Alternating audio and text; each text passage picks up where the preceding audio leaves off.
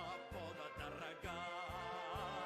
Через прорезь пулемета я ищу в степи врага.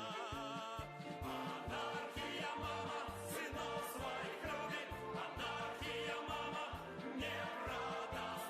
Свинцовым дождем врага приголубит. Анархия, мама, за нас. Застрочу огнем кинжальным, как поближе подпущу. Ничего в бою не жаль мне, ни о чем я не прощу. Анархия, мама, сынов своих любит.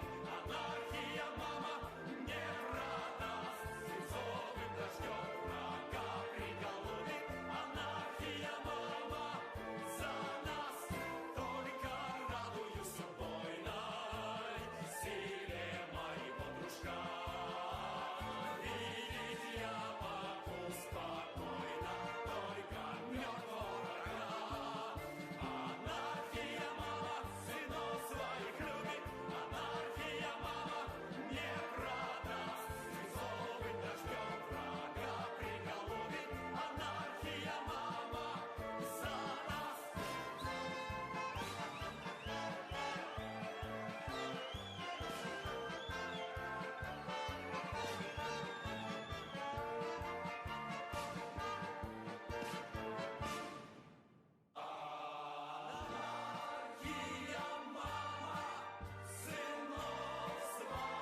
любит.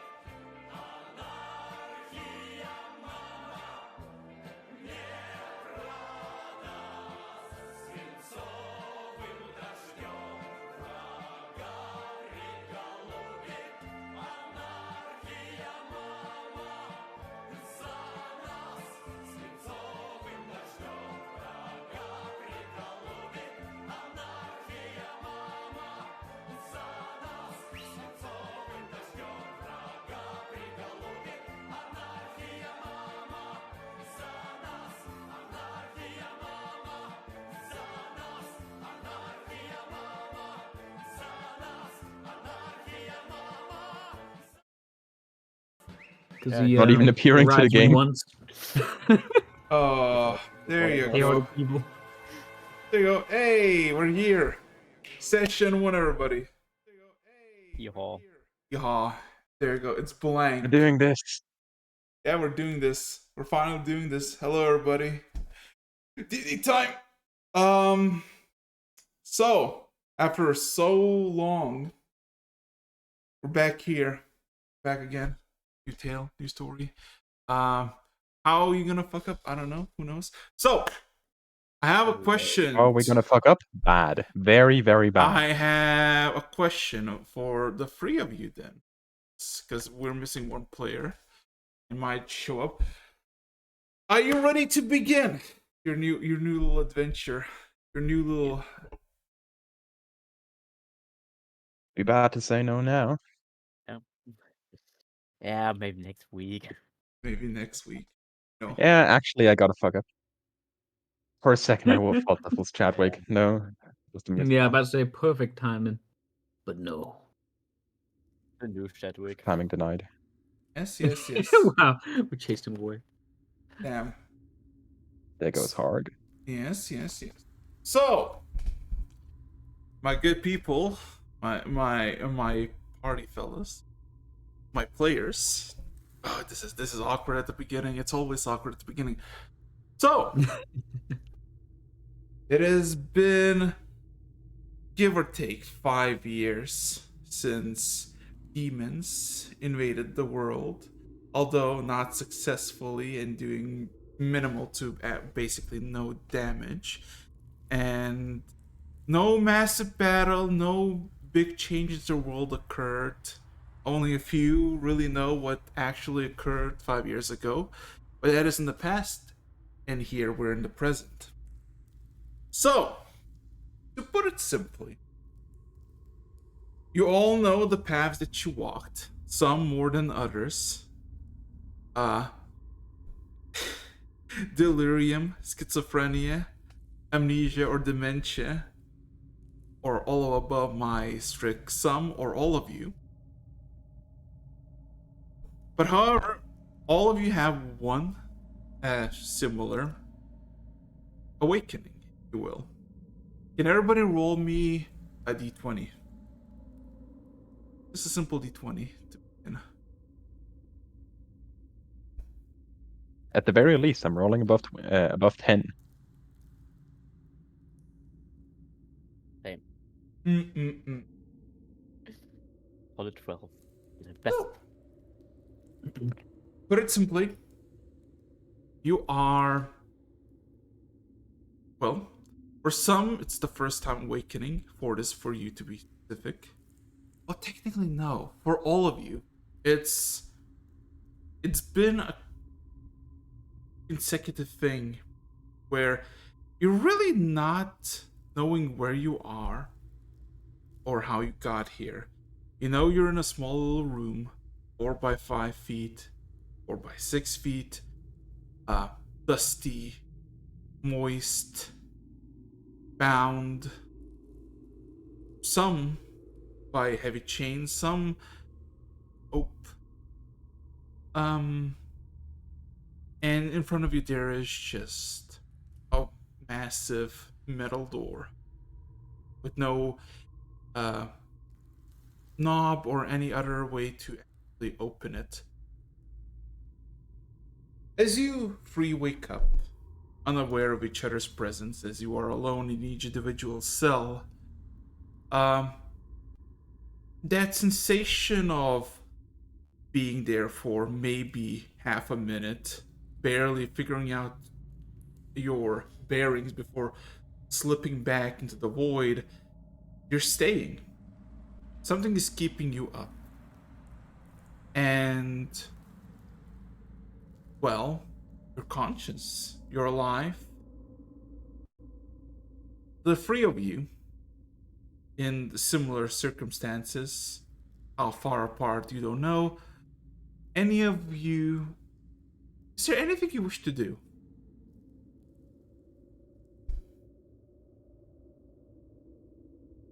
What is there much to do?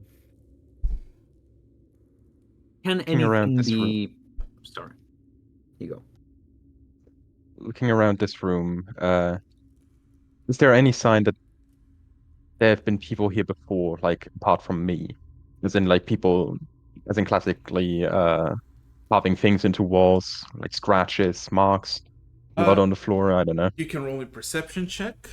What about I shall do that. anybody else would like to do something with their cells? I'd like to scream loudly, where the hell am I? Okay, and Orum, Alera, anything you would like to do? Waking up, kind of glance around. What is my physical reaction? You know, am I sore? Does my head hurt or anything like that? Or am I physically fine? You maybe slept on the wrong side. You know, it's stone. There's no bedding or anything, so it's kind of rough, but it's nothing severe. You are bound. Your hands are bound together with a bit of rope, and your knees, well, not knees, but basically ankles, are chained by what seems to I be look. Sorry. yeah, seemingly chained together by like a 2 feet long of iron chain. Gotcha. Okay, I'm just going to turn your volume up a tiny bit for me. All right. What I'll do, I'll look at this. I think the first thing I notice actually is the stone bed. Kind of turn and look at it with a sneer. Then notice the ankles and the wrists. Is there anything sharp around? If not, how thick is this rope? No, I didn't forgot the characters PNGs because nobody knows each other yet. It's all void at the moment. Um, it is, you would assume, knowing how much biting you can do before either you tire out yourself or your teeth crumble. You think you have a decently high chance in like an hour to chew calmly through it.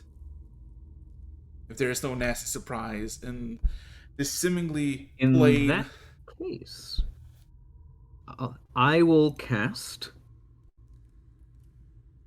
Primal Savagery, specifically on my teeth. And I will, nom nom nom. Yeah. The rope. Surprisingly enough, the spell goes through. There's no things, and you literally just kind of just roll me a bite attack. For yeah, yeah. Angela, you look around. You don't know how many people have been here, but clearly you're not the first. There's scratch marks on the floor, on the walls, high and low. Much lower than you would normally make, and quite significantly higher than you would ever try to make a scratch mark. And then, all two of you hear a loud shout, which is Fortis. You hear it. You hear it plain and clearly. That echoes for a good second, and it goes silent. It's very comforting knowing that I'm not the only person alive here. The question is whether to respond. I'll keep shot for now. You were saying either rope or chain, right? Yes, for you, it is essentially very tight bracers that are basically congealed together, almost like two metal bracers that have been melted together, and you barely can move your hands a few inches before it starts to chafe and feel slightly painful. Fuck. Yeah. For this, it's basically the same thing, although the bracers are a lot thicker and heavier, and it's not exactly something you can just puncture through. However, you hear one distinct voice merely seconds after. Basically, almost the second you bite into the rope, Alira, and completely, essentially, with a single snag, just kind of rip most of the cords, and most of the rope just kind of comes loose around your wrists, giving you enough movement to actually just pull it out and actually have your hands free. Nice. Yes, distinct voice echoes through the halls. They're awake. Release them. All of a sudden, the loud clad echoes in each of your chambers as the massive metal door of each of your chambers puffs almost like a can, almost decompresses, and then slides to the side, making no sound. Oh, give me a second.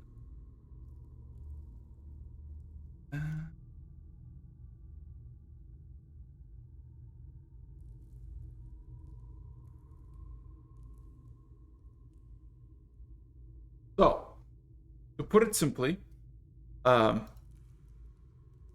you're basically met with a hallway, all of you, as the massive door opens up. Alera, opposite of you, you see Lanzik, and Lanzik, you see Alera. If you wish to describe yourselves how you look. You Good. like You to want to start? go first? Yeah, you go first. You go first. Very well then, I'll go first. Okay. Currently still very much fixated on the shackles. I'll ask something in a second, Araxis. Depicted is a gnome, clearly visible as such, who is she's, she kind of has like a darker complexion, it looks more like he hasn't seen the sun in a while than he just hasn't seen sun in a really long time. Um, Somebody who has like bruised hands from working all the time, like rough, hardened skin, um, and deeply focused green eyes on shackles. And it takes him quite a while to look back up from the shackles to actually focus on the fact that the door is open and then to face you. But once he does look at you with an almost piercing gaze. He Mm. doesn't he hasn't quite realized the fact that other people in here might be in the same situation. Right now he's like on basic appearances, he still seems to be in a more defensive state.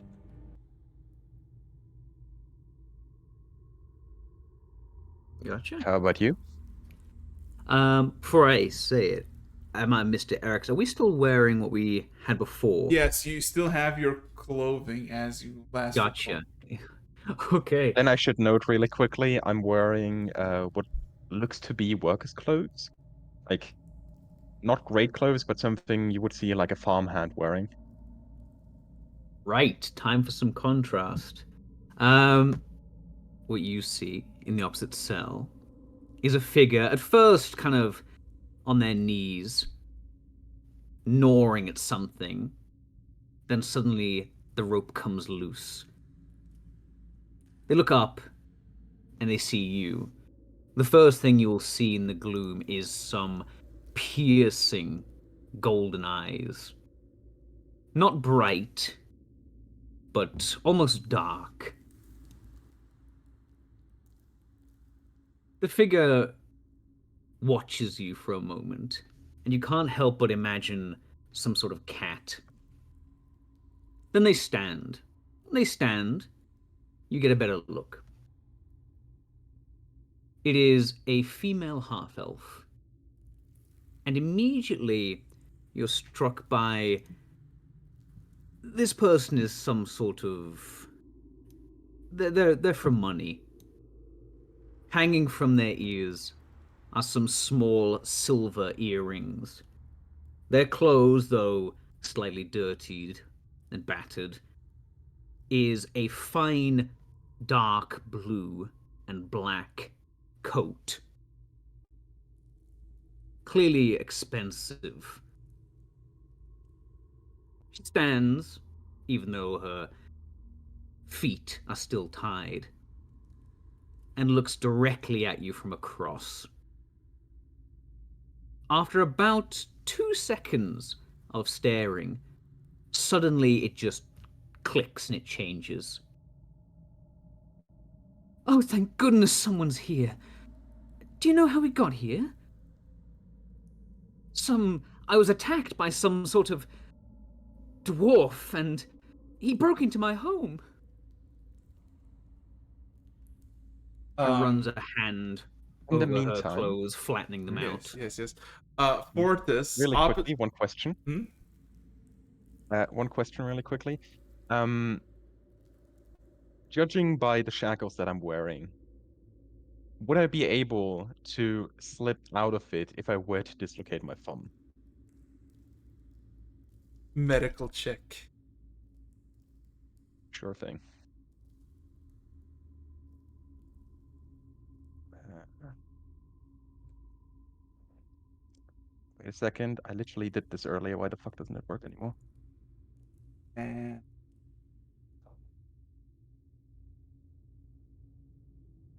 This 14, plus 9, 23. 23. Yes, you could. Me Although testing some stuff. it would be quite painful. You were saying? It would be quite painful, but you could. In that case, without breaking eye contact, Natural 20. which is, yeah, that was me testing another I thing. see. Ignore that. In that case, while still focused on that person, he over focuses his eyes for a second, like actively staring at you, and then you just hear the crack in his hand. A pained exhale, and Heath lifts his left hand out of the shackles. I don't know how we got here, but The expression is I very really don't flat like for this a second. place. Her expression is very flat as she hears the crack. No real flinch or anything. But then Very again, a good. second passes. Are you okay? That sounded very painful. That should be fine in a bit. Well, whatever the case is, Fortis, opposite of you, uh, seemingly is a gnome. Battered, beaten, some metallic thing hangs on his head, almost like a torn piece of shrapnel just kind of jet in its head. As it comes to, you realize that he is covered in scars and stitches. Um, Besides that, seemingly alright. Eric's, from my experience, are these old? Are these new? No, no, no, These no, no, new? no, no, no. You don't see them because it's basically to your side, so you wouldn't. Oh, okay. Yeah, yeah. However, you hear same voice echo again. Prisoners, step out of your cells. Is everybody doing it? Very well. I will I'm crouch trying. down for a second to undo the ones on my feet. Not gonna hop out of my cell. Undignified. I will try to get my thumb back into position before leaving the cell. Uh, yeah. I'll instantly rush out of Another the medical check for that, or No, you just take one damage. One bludgeoning very damage. reasonable. And what do you do for this? I rush out of the cell as quickly and as annoyed as possible.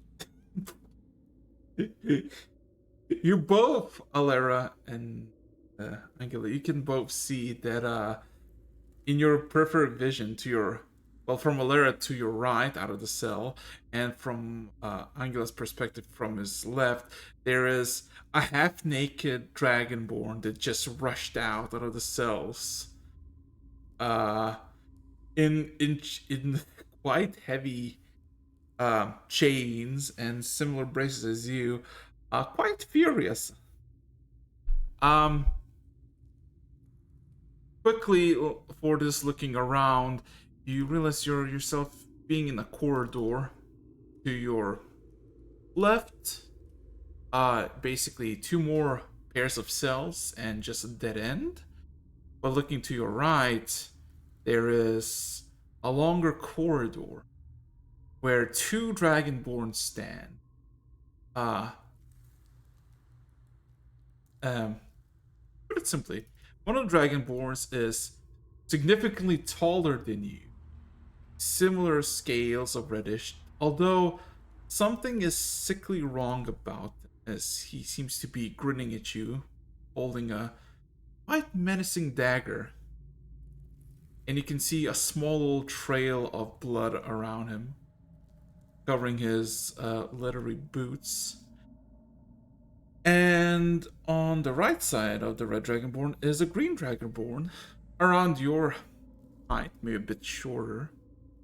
Seemingly calm, collective, and there is this look of annoyance, but also of duty, determination, something of that.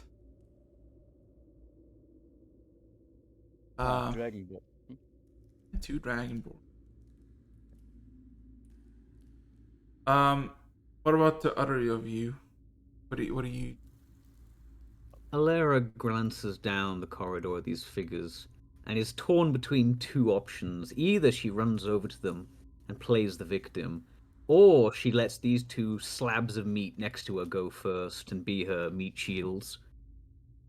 On a scale of 1 to 10, Yes. you describe the Dragonborn as pretty strong. Yes. How sturdy is Andela? Andela. Still pretty bruised. Looks like he's been kicked around quite a bit.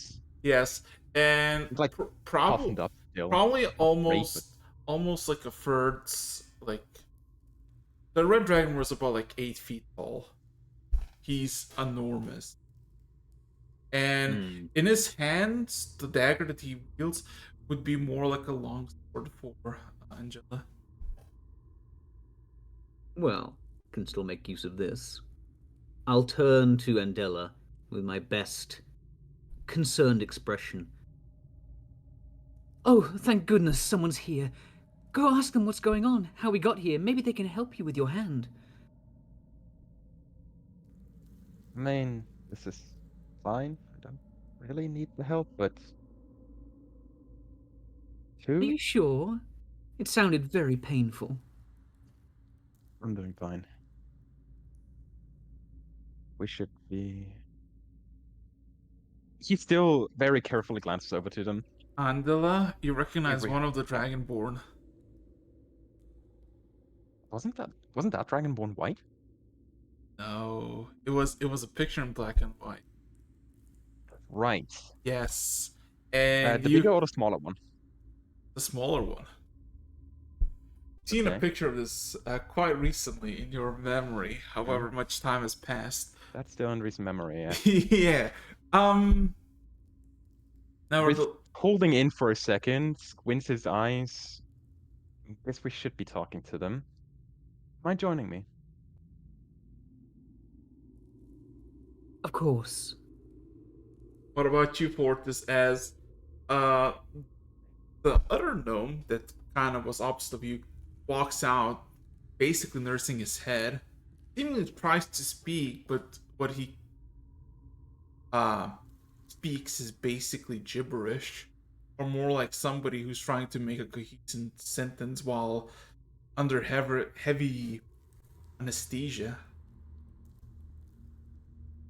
What are you gonna do for this? For the best part, I'm gonna try to ignore the gnome and I'll strike up a conversation with the Dragonborn. Which one? Just in general to the two of them. Well, as you approach, uh, the red one seemingly gives a grin to all of you approaching, uh, seemingly playing with the dagger in his hand, um, almost like he's ready to pounce on any of you at any given moment, but biding his time.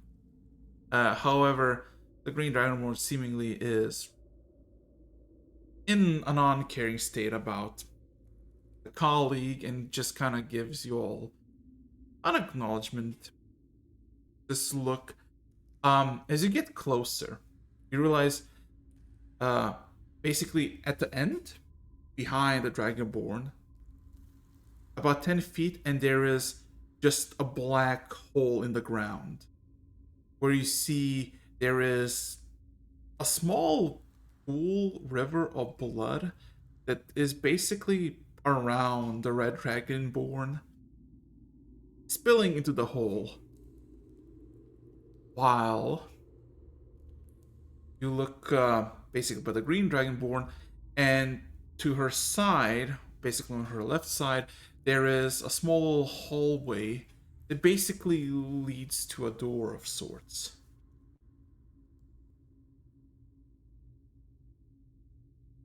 Well, as you approach, who would be the bravest? Who would be the first one? Would it be Fortis? Just Yeah, I'd go I'm pretty straight sure up it's to them. Fortis. okay, But- Fortis. What would you say? Dragonborn. Something proper to talk to, and by the looks of it, not completely weak. But you should put away that dagger. Just looks sad. So, you don't seem to be completely in chains, so what you doing here?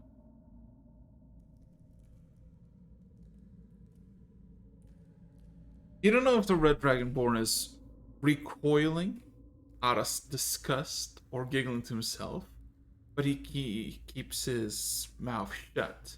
While the green one looks at you, Fortis, eyeing you up and down. Oh, we are no prisoners to this place. Neither are you. Oh, that's wonderful to hear.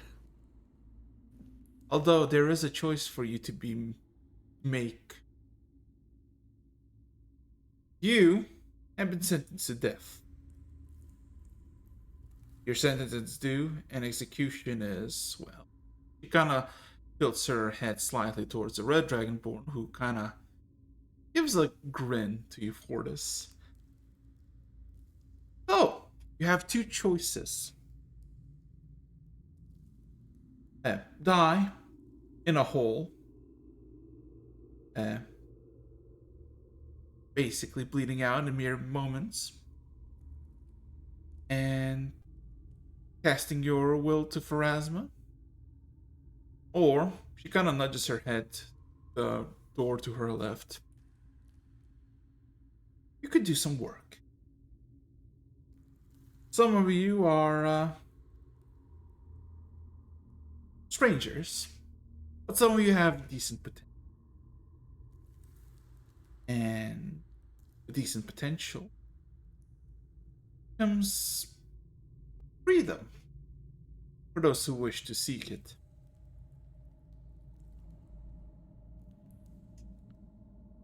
I'm sure as hell not staying here, so what are we talking about? I'm still staying behind the dragonborn that has seemingly approached him at first. Yeah. It is pretty I'm simple. like halfway behind them. It is pretty. You earn your keep. You will stay alive. And if you do well enough, you may earn your freedom.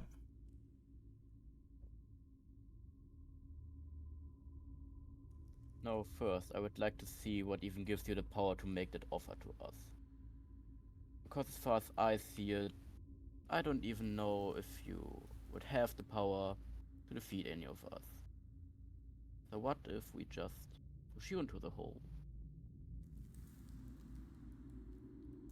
The red dragonborn smiles significantly, grinning its teeth at you for this. As it grits its teeth, can you everybody roll me a perception check? Perception. What the fuck?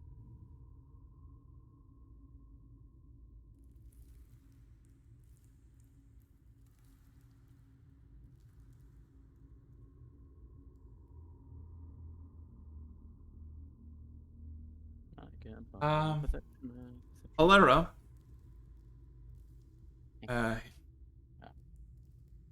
it's you need to do d20 together, not separate. You gotta do it again. Of course I do.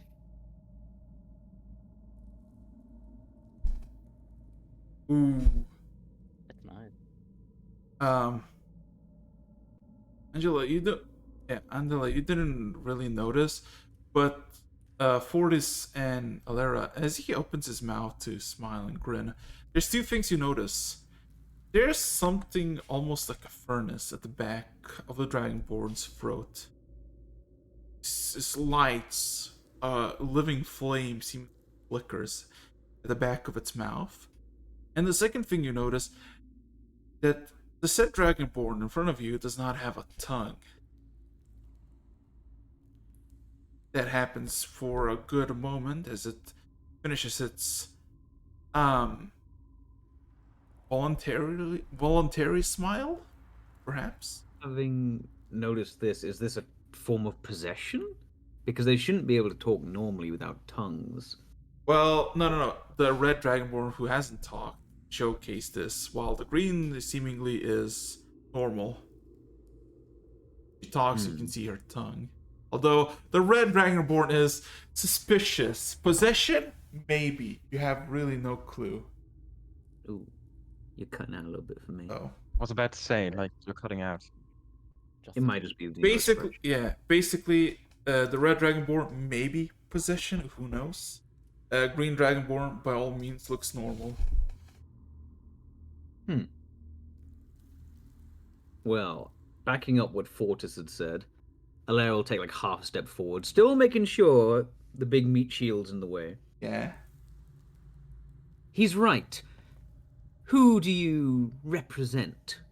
And if no one, then who are you to give us such an ultimatum? Can you roll me a persuasion check? Persuasion, oh god. What is my persuasion?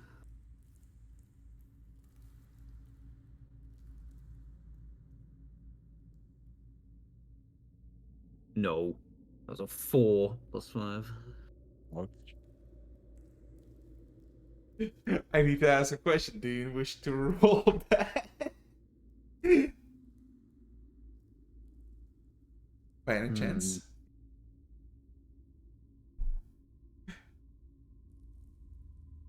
Do you repeat that question? Like, Uh, I straight up didn't hear that. Oh god, do you wish to re-roll that for him, Lara? Fuck it, why not, yeah. There you go. Is that the mark of teal? There you go. Anything more than Whatever. 2 marks of teals is bad luck. Wow. Damn. It's better.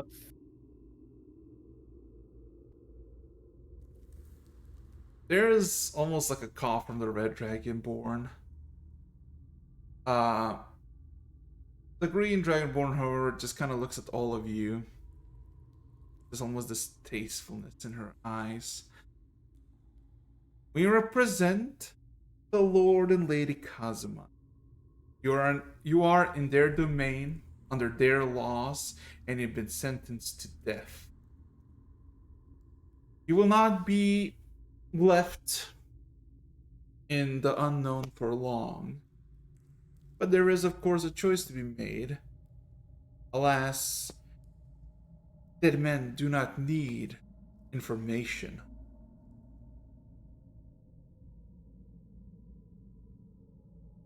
Frowns at this. Certainly persuading, if it is provided. You have still not shown your capability to act upon this threat, and I'm getting tired of the empty ones.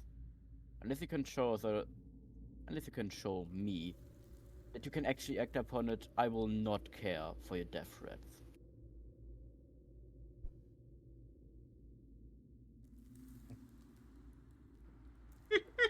I'm enjoying this, but I'm Fortis, already moving to the Fortis, side. can you roll me Fortis, can you roll me a Constitution saving throw?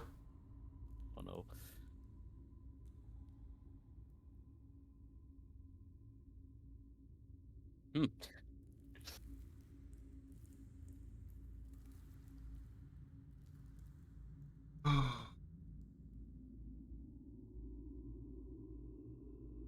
Give me a second, let me check. God. I'm gonna die.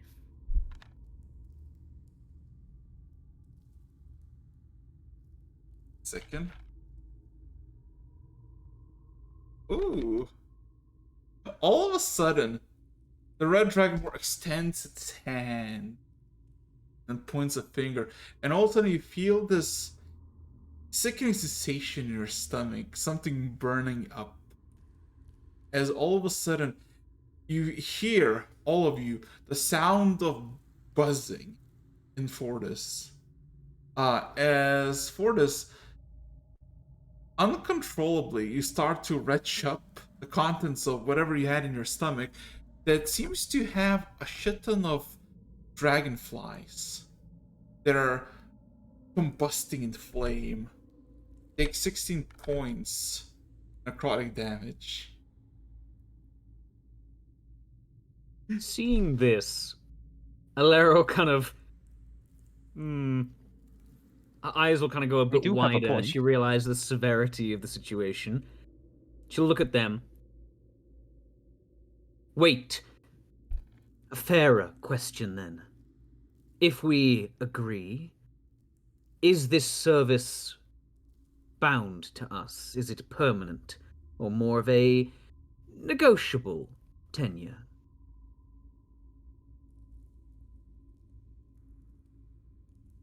If you are truly representatives of Lord and Lady Kazamat, I would understand what exactly they wanted of us. Service, yes, but for how long?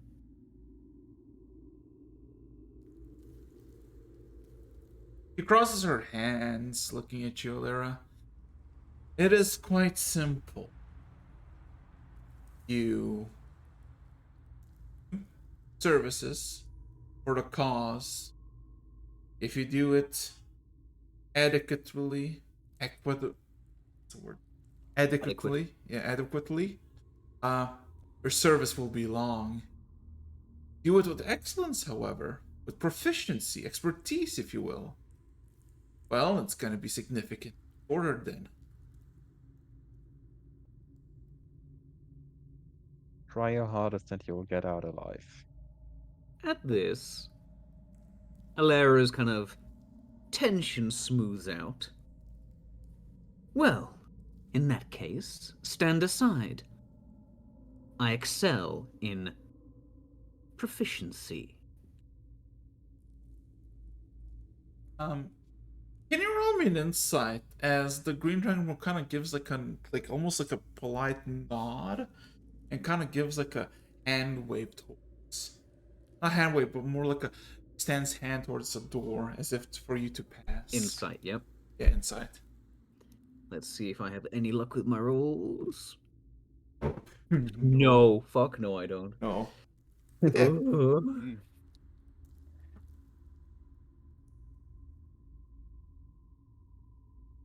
I assume you're just gonna go and just enter the door. I mean, I guess I'll interpret that as I can't read them, but Yeah. I still have decided to accept, so I don't know. Yeah. Ain't got much of a choice. I don't want to throw up dragonflies that are burning. Oh, fair enough. I'm here. And I'd say your power has been proven. Me not accepting this would be foolish. There you go. One last question then. Yeah, you have Who a exactly are we? that will be revealed in a matter of minutes. Yeah, she kind of still extends her hand towards the door. I did not understand that. God.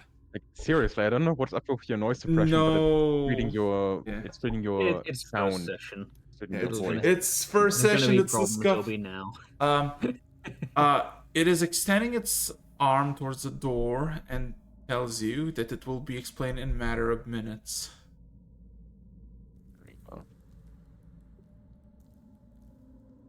So, I assume, Valera, you're gonna be first to the door. Gonna be. Then it cut.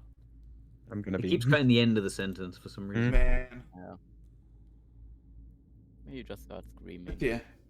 Basically, as you enter the door, Valera, first thing you feel like you open the door, and all of a sudden you feel like the sudden urge to close it, just like shut it behind you.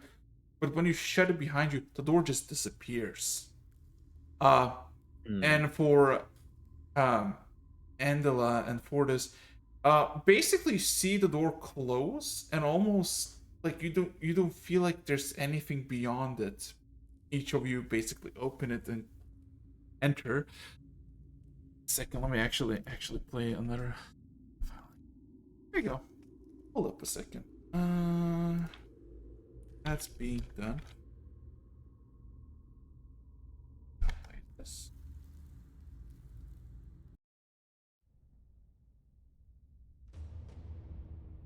There you go. So, entering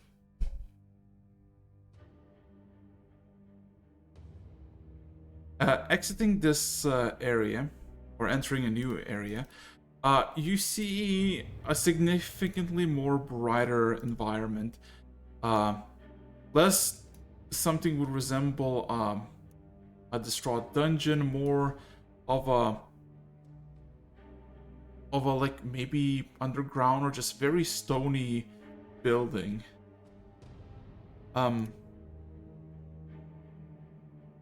Basically, let me put a picture. You're at the left side, or the center left side of this area. Basically what you see, like 80, 90 feet of straight path that is about 40, 50 feet wide. And then you see tables with chairs and food on it, and shelves with also more food on it. In between that and you, there's also this reddish carpet that is just seemingly out of place, where there's no other furniture or anything else. To your left, you see two doors. One is slightly open, and the second is closed shut. And then, to your surprise, immediately to the left of your vision, the green dragonborn essentially just appears out of nowhere. No sound, no nothing. She just there, seemingly eyeing all of you. Good. You're not Who as exactly are you? These pleasantries can be officially be told. My name is Arena. I am responsible of your accommodations, your assignments, and what have you.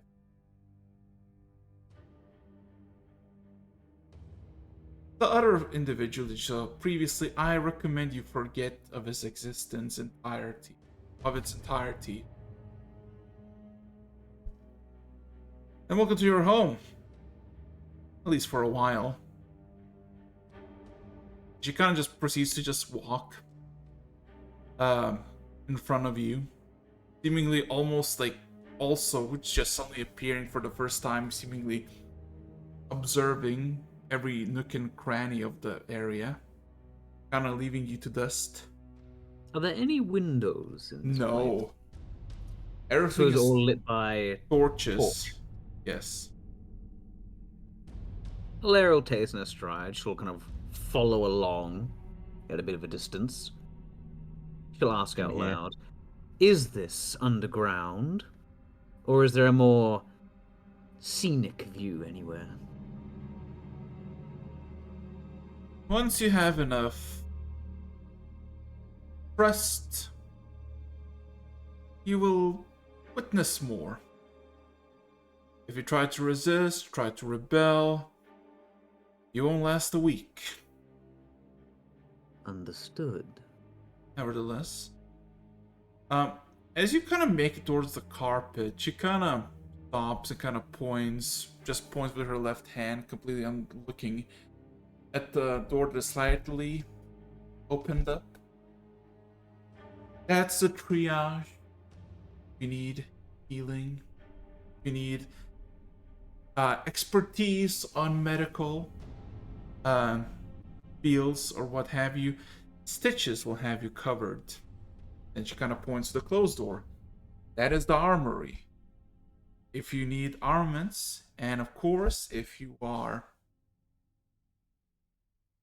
excellent, kind of pauses, well, then you can talk to Mard, and he will provide you the best he Talk can to whom? offer. Mard. Mard and Arena. And the Stitches, apparently. And then she kind of points to the right, and seemingly there is just a massive room with no doors or anything. And that is the briefing room. That is where I'll give you your assignments, and that's where you will understand what needs to be done, ask any questions, and then you will be set off. Now, he kind of turns back to all of you. You seem all in decent health.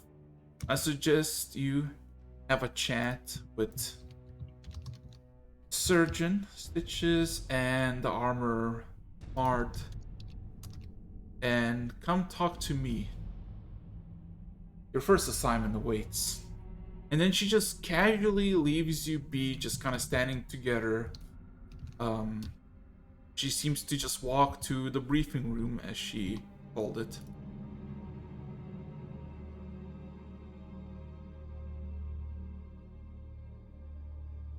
Turning back to, turning towards Fortis and Alira. So I guess we're prisoners in the same cell. At least it's bigger than the previous ones. At least something. Already making my way to the medic. Like to stitches. Hmm? I just have one question for the two of you. Do you recall how you got here? I don't remember being dragged here, but I remember everything leading up. Okay. How about you? I do not remember what quite got me here. I just fell asleep, then I was here. Nothing more. Now then, if you'll excuse me, and I head to the infirmary. Triage. As you walk in, you see several tables, almost like surgical kind. One of them is occupied with seemingly a dead body. You see a handful of tables with knives, blades, alchemical ingredients, and by those alchemical ingredients sits a relatively a very relatively bright-spirited tiefling. Late 20s, early 30s, blackish hair, basically more tools on her waist, chest, and basically pockets than, well, basically fingers. Seemingly fully immersed herself in some sort of massive, thick tome. Just from a casual glance, is this room and the equipment she's got, is it professional? Is this more improvised? Insight. Insight. Would it not be medical? Oh yeah, I'm sorry. Either medical or perception. Medicine. Okay, well, I'd prefer medicine. Medicine. Same Perception. here. 18. 19. At first, everything looks kind of messy and out of place, almost like some wannabe medic kind of, put everything. But as more you look at it, everything is kind of precise. Everything is cataloged, and seemingly it's less that she's like. It's cool. Seemingly she's less than being like a messy individual with a table contents in front of her and just reading a book. She seems to be. The mess is on purpose. She's seemingly looking for something or information in the book. Just experimenting, if you will. cutting. Discord dying. Nice. 1,000. Oh my god, Discord is dying. Let's go, baby. Session 1, everybody. Hello? Discord dying. Always relatable. I know, dude. I know. Also, thank you for the follows, both of you. I'm sorry. IT. Oh no. I think the disc currently located on the moon. Oh, what a fun name. Very cool. Clap, clap, clap. Come on, recover at Discord.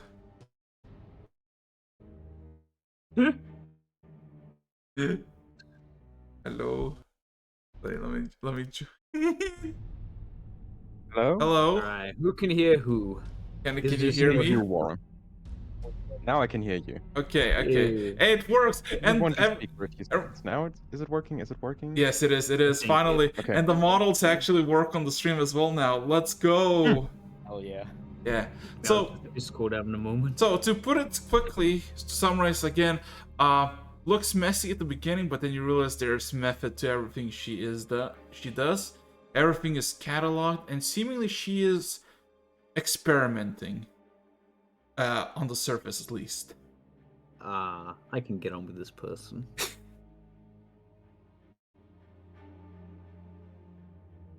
Bitches, I presume. As far as I heard, you're the medic here, so do your job. What he means is, we'll be in your care. I hope we get on. She all of a sudden seemingly blinks, looks around, and just looks at all of you. Oh! Hello! Hello there. And then she kind of looks at Fortis and looks at your basically mouth, seeing as there's like probably remains of dragonflies. And actually, seemingly looks through her pouches a bit and provides you with a simple, small tincture, a small piece of glass. And she kind of throws it at you, Fortis. Would you like to catch it? Yeah. I'll try my best. As you catch it, she says, "Eat it. You have sufficient stomach acids to dissolve the contents whole." I'll eat the entire glass bottle. Well, surprisingly enough, you feel a bit of sharpness from the glass, but then it kind of goes away. Are you feeling better at the moment? I mean, you're feeling the same way you felt, but who knows? Nevertheless, Tiefling looks at all of you. I suppose I'll take care of you. I'll mend your wounds. I'll stitch you back together. I already did quite a number on him. Kind of points to the gnome that hasn't said a single word up to this point. How the hell do you even do that? Like, I'm genuinely fascinated by that, like, shrapnel in his head. Oh, I do not know what is that. That is something that he came with. I was given to him while he was broken, beaten, on the verge of death. Technically bled out, but he was still kicking. Let's see. She grabs a piece of paper. 7 dozen stitches, several bone restorations. Quite a lot of work. Nevertheless, hi, my name's Stitches, or at least that's what they call me. And you're the new ones, the new people, the recruits.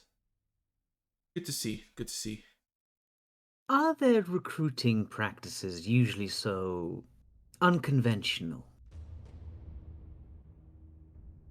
How many people dream of redemption after they do a bad deed? Quite a lot. few, I'd imagine. He kind of nods. Yeah. Are we amongst them? It's a genuine question. She kind of cocks her head. She shrugs. I don't know. All I do is mend people. Kind of got here because I do that very, very good.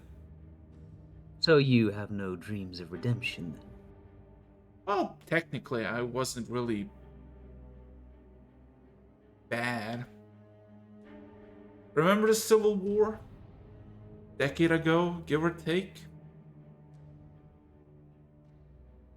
Can everybody roll me a history check to see what the hell she's talking about?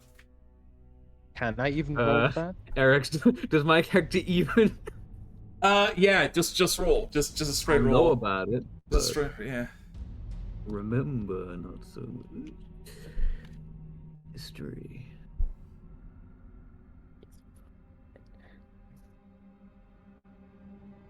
Oh yeah, Alara, you read them. What she probably means is the little civil war between the coalition, the Krugnos coalition, and the Kazamat party. that happened like 10 years ago and was, split the nation in half.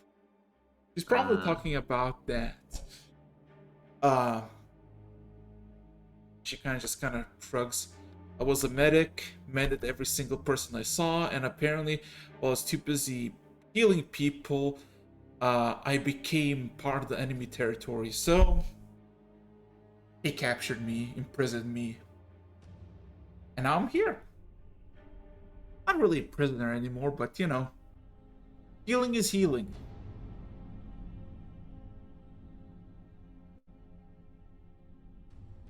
Anything else I can help you with? Sorry, one question. A Because it's on the generalized or map. specifically talking to Alera? Huh? Sorry, I was going to ask this. Because it's on the map, but I don't think you mentioned it. Are there coffins in this room? There are no coffins, but there is literally a dead body on one of the tables. Basically beside you. Seemingly a human. Oh. Are we their replacement? No, I just asked for a dead body. They probably would one. Fair enough. Oh, you can actually witness. Let's see. He grabs several syringes, seemingly brewing with some sort of liquid. And when I say brewing, I mean brewing. The syringe is steaming. As she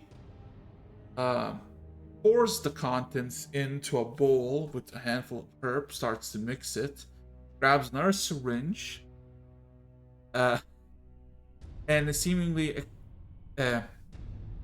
pulls the contents into the syringe that has been mixed. Anything you wish to do while this is occurring? No, I'll let it. I'm taking a close look at that syringe. Admire. This is kind of fascinating. Okay. Then as soon as she fills up the syringe, which you realize the liquid that she expelled from one syringe was this like greenish, bluish, like not like mixed together, but more like two separate liquids kind of fighting with each other. And then with the contact with the herbs, it became kind of golden randomly. She extracted that, and while she basically has a syringe full of this golden stuff, the contents on the bowl, that remains, rapidly turns sluggishly brown. And with the golden syringe, she basically runs, like sprints towards the actual body, and seemingly grabs the hand of the sea, seemingly counts something, and you realize she's seemingly looking for a specific vein, and then she just jabs the thing in and just puts the contents in. And then she just steps back a few steps and hoping for something to happen. A few seconds pass, and then there is a very loud sigh of disappointment coming from the tiefling. Not this one. Not this one. Okay. Back to the What drum. exactly are you doing there? Alchemy. Advanced alchemy. See, there is only one way, really, to resurrect an individual, and that's by magic. Either high arcane magic, or you have good tidings with gods or goddesses. No real material, if you will, to reanimate the dead. Well, reanimate necromantic, yeah, plenty, but living, no. That's what I've basically been doing for the past 18, 19 months. My own little personal project. I'm gonna say you should probably stop with that. If it was weak enough to die, it does not deserve to live.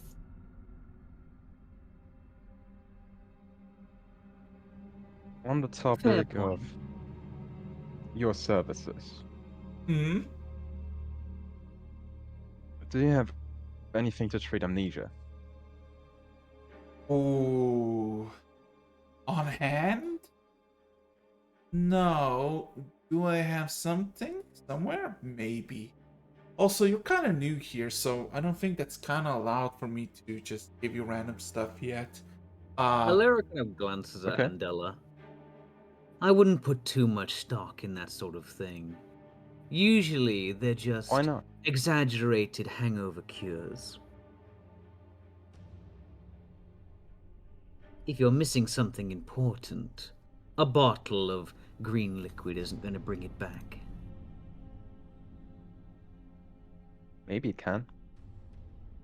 Maybe you'll I don't know have much better about luck than alchemy, but me. as in,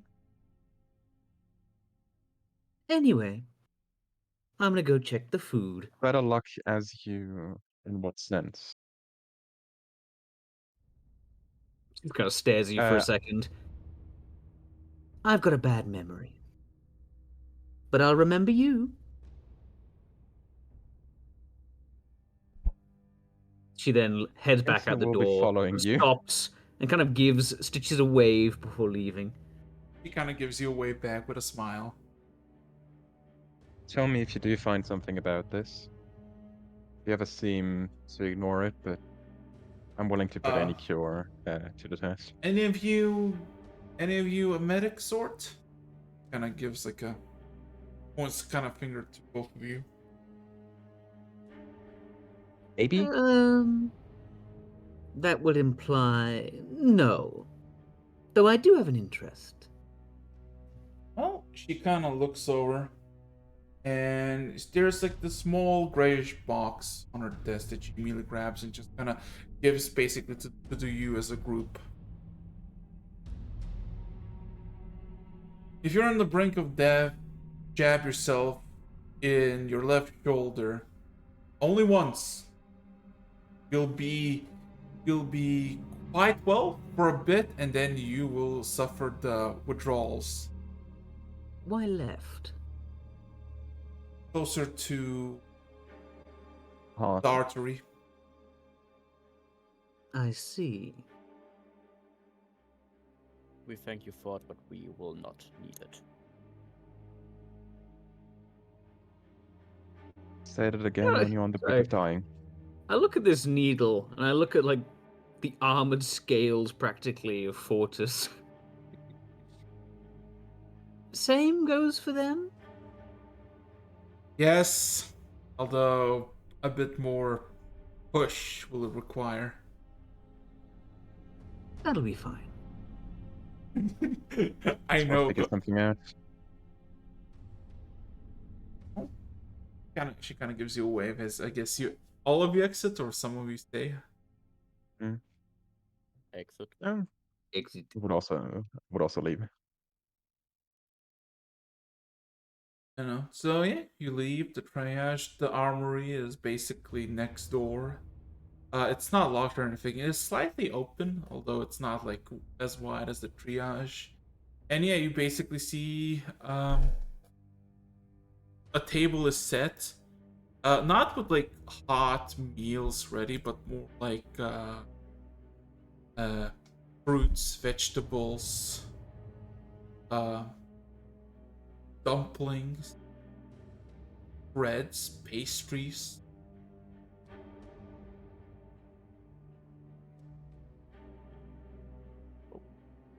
Of They real- wouldn't do anything bad to their new precious recruits.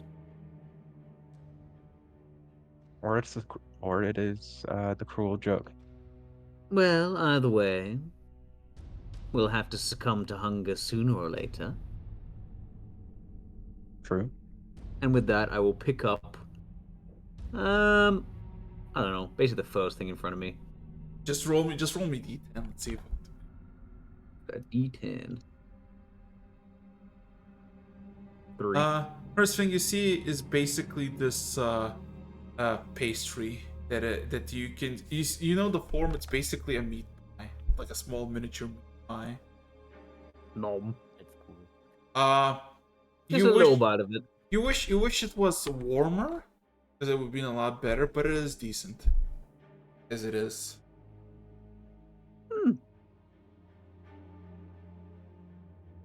Being as I have just lost everything that was in my stomach, I also partake in some of the food here. The food is relatively fresh.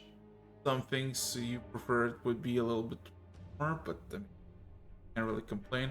There's actually water and actual wine, although not like good quality one, more like distilled. Nevertheless, yeah, it's food, and none of you like all of a sudden just grab your chest and collapse. So it is not Because I'm poisonous. just dying. Just-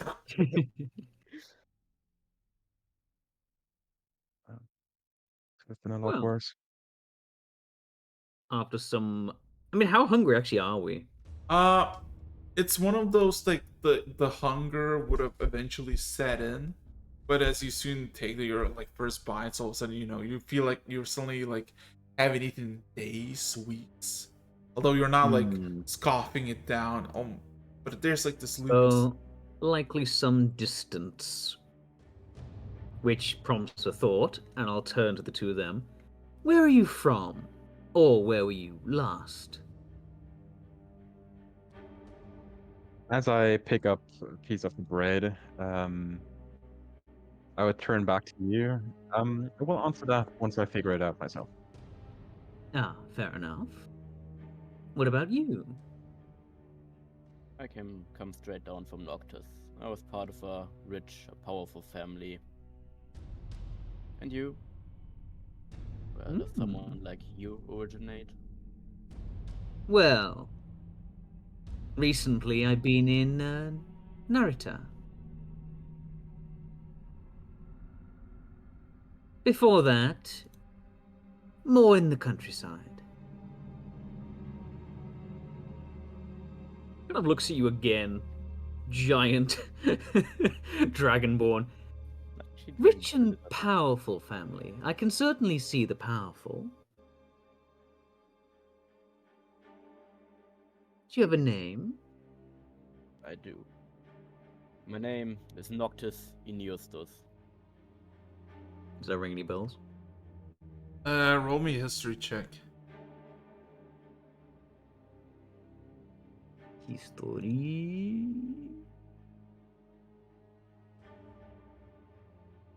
18. Two things you really know about him is they're well, basically your family estate, and you stayed in the coalition side because you're basically the most south side. Uh, his family actually comes from like the middle of the well, basically middle of the land, the contested land, and is actually technically in the Kazuma territory and not the coalitions.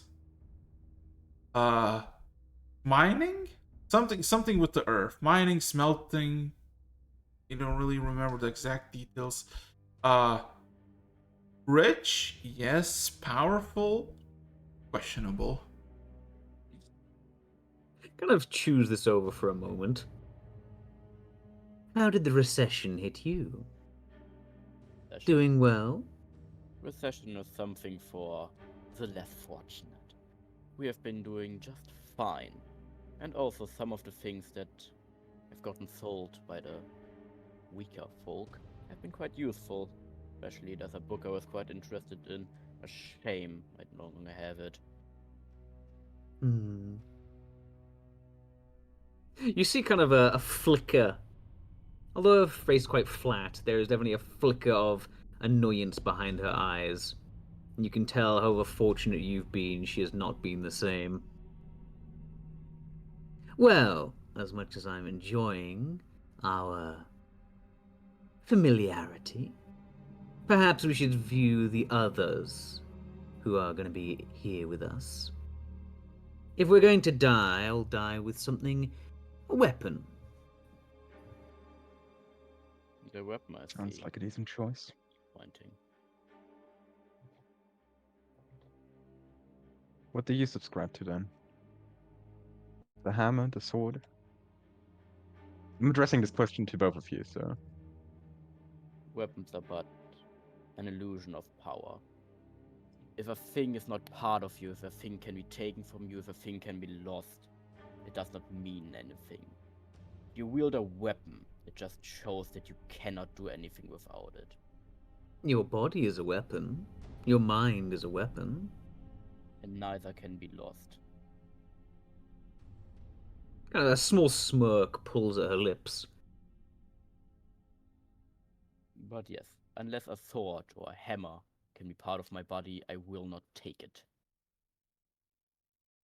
In truth, my martial prowess isn't exactly impressive.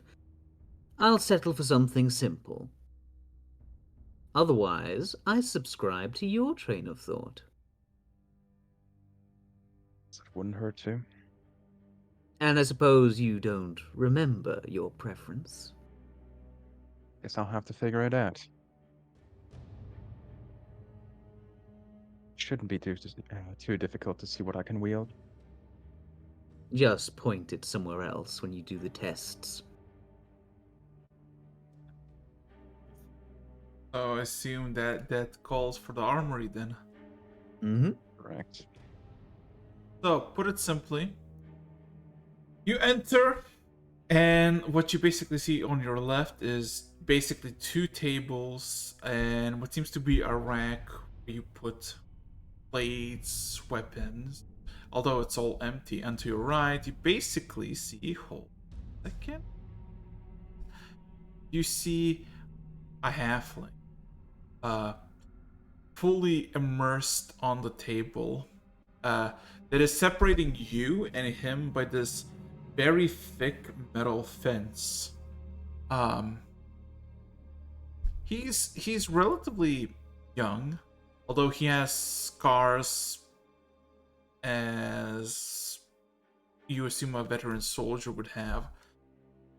Completely unfazed, similar with the with Stitches, kind of immersed in its work. Behind him, however, you do see just an inventory of armor, weapons. But you assume, blades, swords, shields, maces. No, they're guns. Alira, roll me a history check. And Fortis as well, roll me a history check. Okay. I think that's so I'm still getting used to all my stats. I think that's a 3. Yep.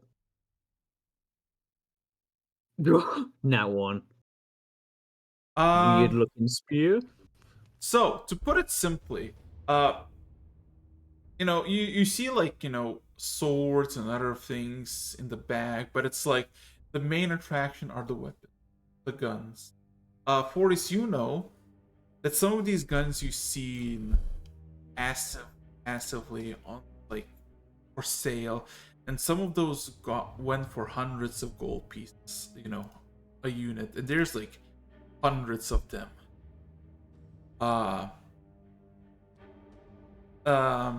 All kinds of shapes, sizes, seemingly, not just one, same model. As you kind of look, the halfling just kind of lifts its head up and looks at all of you. The new recruits. Welcome. Name's Mard. Pleased to meet you and all that bullshit. Bad news for you. The armory is not accessible for you. Orders from the above. I hope you understand. Yet here we stand. I know the reason why you're not gaining any weaponry from me is because your first assignment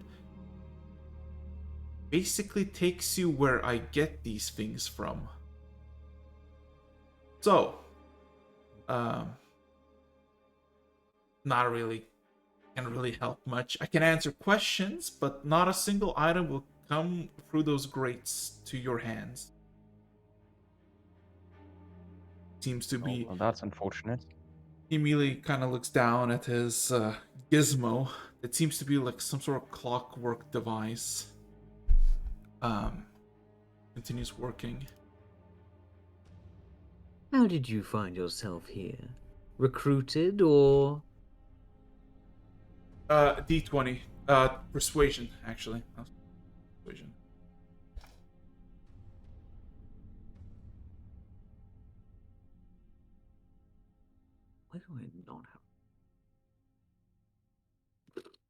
All my persuasions have sucked so far.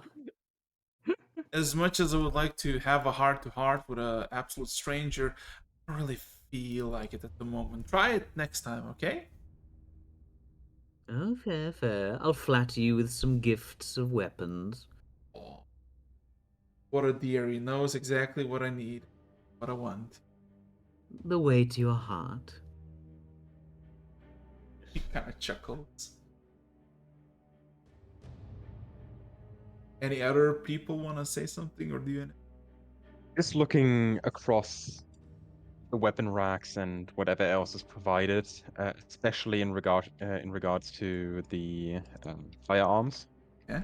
Do these ring any bells in my mind? No, that's why I told you not to roll.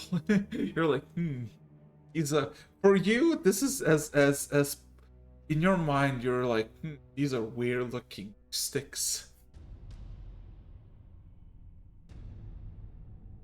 Very well then. Guess I would head out then again, and actually, ironically, check whether there's cutlery provided for the food. There is. As in, Uh, forks, there. knives, Yeah, spoons. forks, knives, spoons, and of course, bowls, plates. Gonna grab a random fucking. I'm just gonna pocket one of the. I'm gonna pocket one of the like knives, Sure. just to keep that around. That's Really fair. can't afford a weapon, huh? That is fair. That is I fair. should note. I should note. I would specifically try to do it when nobody's looking. Okay. If you want me to roll for that, No, no. Like, if you like, look at the armory and walk out while everybody's in, nobody's gonna bat an eye. It's empty. There's no guards, no nothing. very convenient for my case. Fortis, Alera, anything? No? I will speak to him again when I have a gift. See, see. I'll get out of here while slightly swearing to myself. So, with that being said, what now? Visited the armory? Got nothing. Kind of glance at the others. I suppose we should see our overseer? Kind of glances at the at Maul. Sorry, brain dies. At what was his name? Mod. Is that what he is? An overseer of sorts, the Dragonborn? Okay.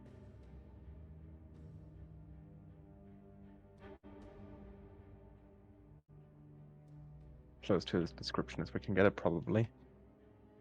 Well, we better go see what it is they want. But they should. Let's try our luck then. Put it simply, yeah. You go to the briefing room, and there's a handful of chairs, more than enough for all of you. And each can have a tooth for for each other. A lot of pieces of paper, mainly blanks, but some of them are scribbles and writings, in several languages, but they're not exactly cohesive sentences. Uh, can all of you roll me as nature or survival check? Nature or survival? Need to survive. I think pretty sure I have 0 and no, actually I have 5. What the hell? That's nature. It's also nature.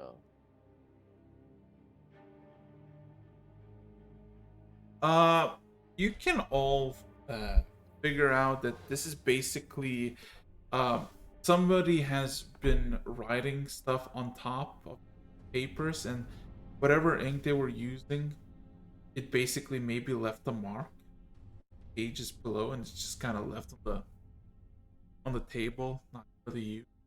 It's a bunch of like not statements, but like words, like almost like a typewriter that is semi out of ink, although it's handwriting. Um, nevertheless, Said Green Dragonborn is as well present, kind of patiently waiting. Kind of as you approach, it kind of smiles. So you're relatively quick, impressive. What is there to waste time on then?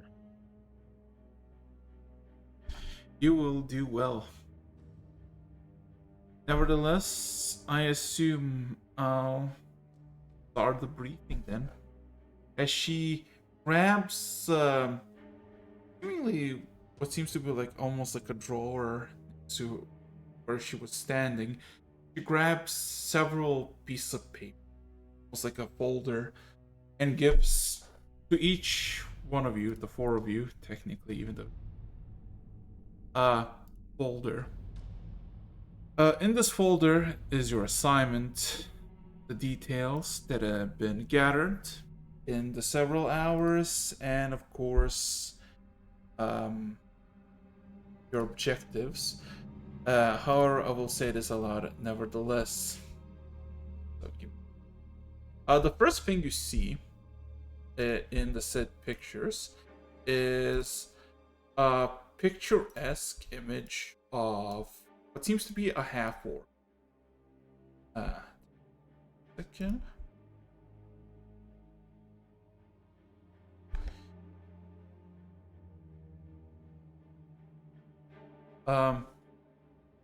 Name is Iton Furkor 42. Part of Numatai Steelworks conglomerate. Essentially, its leader, selected by Kazmat himself several years ago. However, recently there have been reports of material missing from the steelworks. Several tons have been gone missing. And we have this suspicion that he may be responsible for its disappearance. Your job is relatively simple.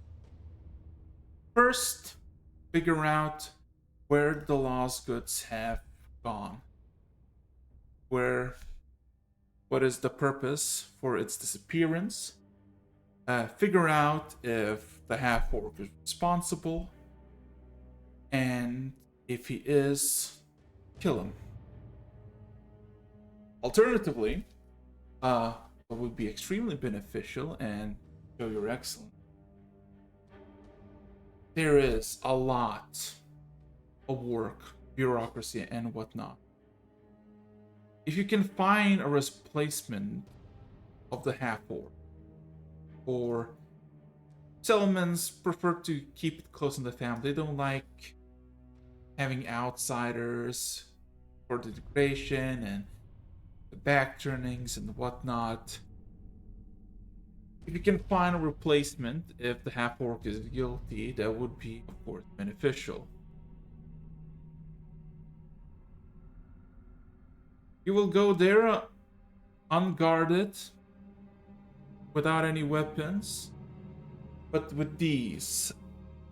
She grabs another, basically, folder and presents to each one of you a certificate, stamped fully and basically signed by the Kazmat Party and its Prime Minister.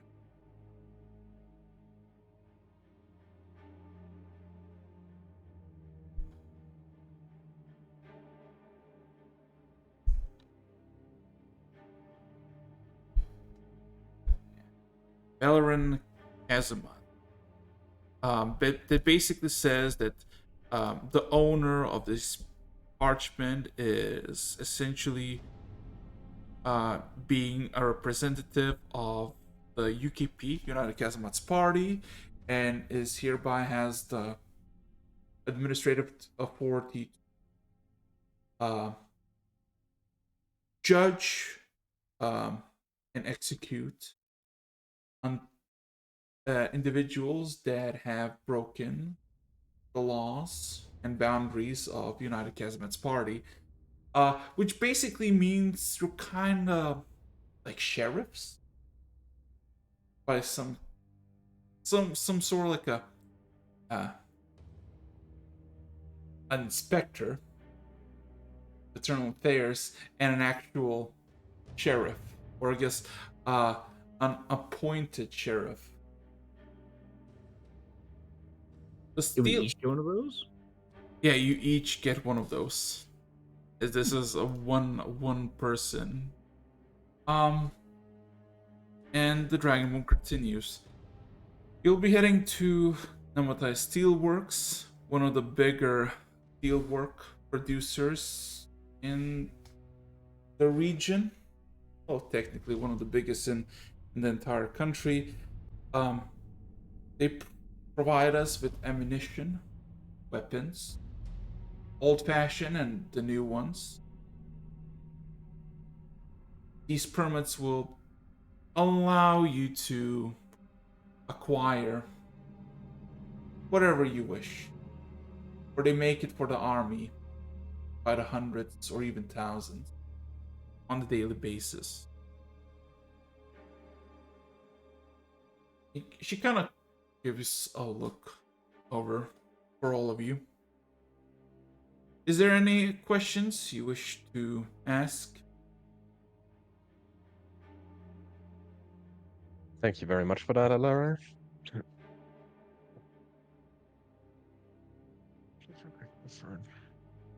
No questions remain. Well, in that case, I would like you to follow me. Actually, one question. Sorry. Yeah, she looks at you. Is subtlety preferred, or is this more of an example?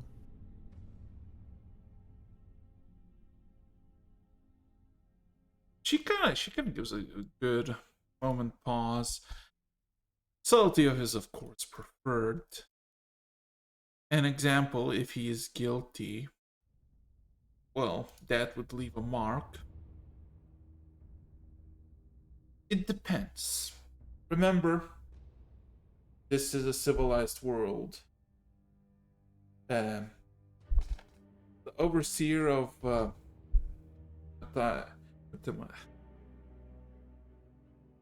overseer of the factories might have friends, might have people that might see you as a threat, might see you as a bandit, as it were. So make sure that civilian casualties are on the minimum. Understood. Executions, not massacres.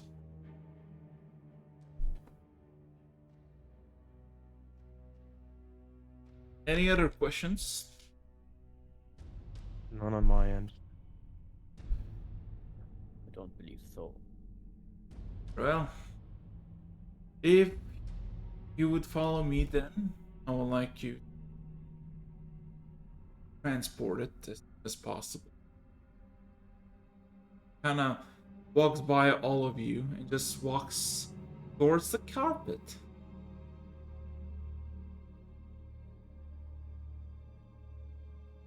I'm following, obviously. As you all approach the carpet, she kind of stands by it and kind of gives a sudden, like, hand motion towards the carpet. If you could stand on the carpet.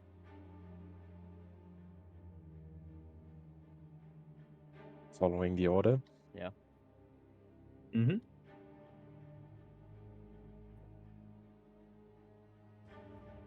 All of a sudden, you're just standing on this carpet, and there's like no grate, no nothing. It's stone under it. But then all of a sudden, you feel this tingling sensation in your wrists and knees that suddenly makes your limbs heavy. As all of a sudden, just black out, just stacked and gone.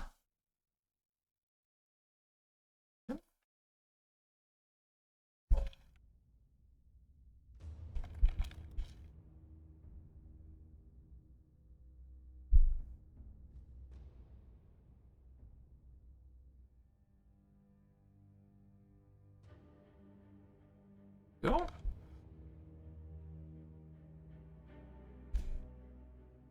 Play this then.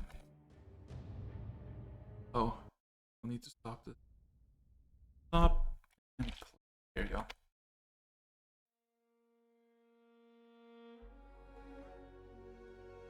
So, the sudden sensation of you all falling into the abyss is prevalent. As it's quiet, dark, cold, and then gets warm. Roll d20, each and every one of you.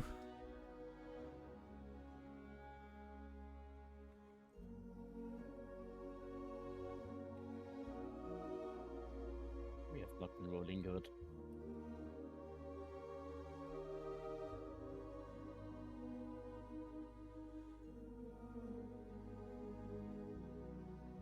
Quickly doing it.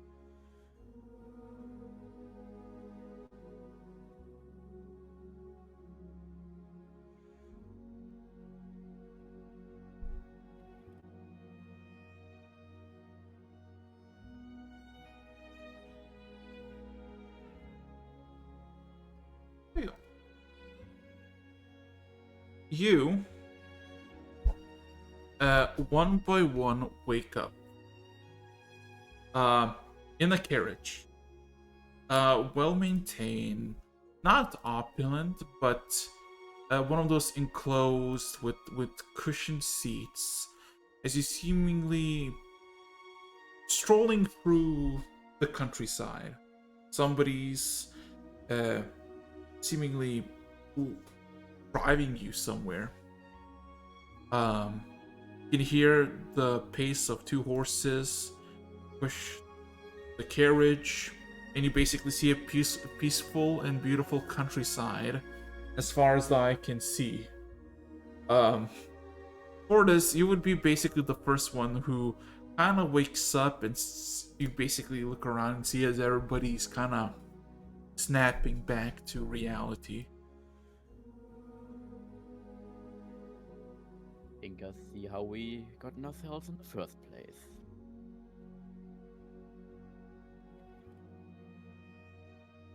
At least this time we're not underground. Not stone seats either. Certainly an improvement at the very least. Masters, you're awake. You hear basically at the front of the carriage, which you assume is a stagecoach, kind of yelling at you. I hope the ride hasn't been too bumpy. Masters. Has been fine. Good, good. I call everybody a master. You know, you come from a special place and I don't ask questions, I just do what I do. Admirable. I actually jolt something in Alera. She kind of looks over at you and Della. Hmm? Those clothes, by the way. Do they have a make on them? As in, like, who made them, you mean? Fabricator. None Just that I saying. checked. No, they do not. They seem to be homemade. You basically see that it's homemade. Well, not homemade, but you know, somebody not mass produced. What about them? Just wondering. Okay. After all, they are a more humble set. I thought I get the perhaps feeling that a fabricator both could of have you- helped you.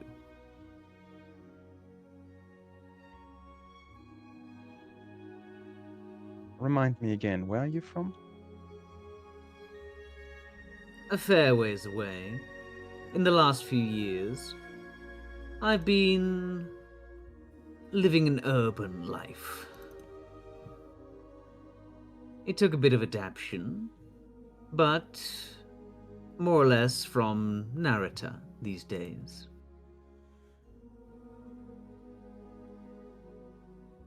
I assume that's in the area. Well, Kind of glance out the window. You don't recognize anything. I Although, couldn't tell you. whatever the case is, all of a sudden the man speaks up again. So the plan is pretty simple. I am told for me to let you rest at the cross section inn, and then tomorrow about 10 sharp we will be at your destination, where I'll stay, keep the horses fed, and await until you're ready to depart back to the capital.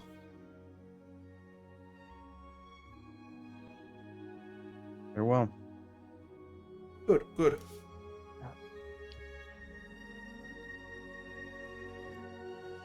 Staying close by then.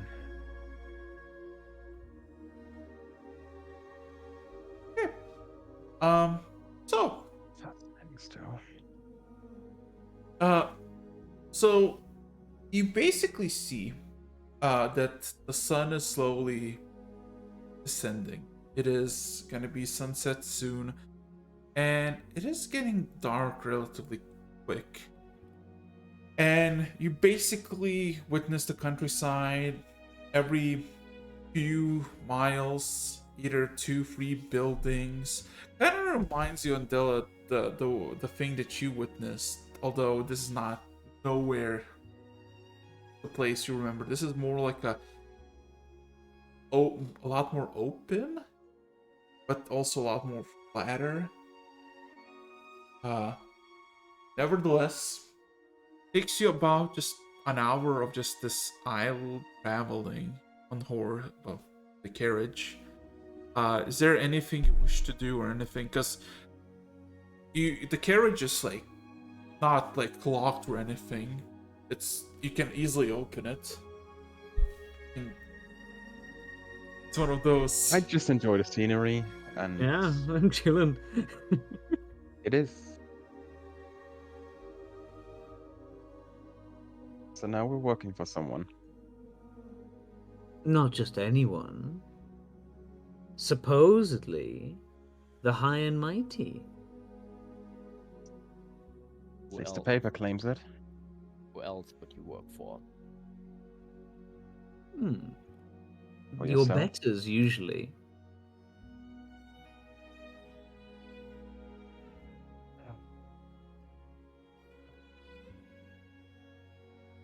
Still, strange revelation, but I guess we'll have to get used to it.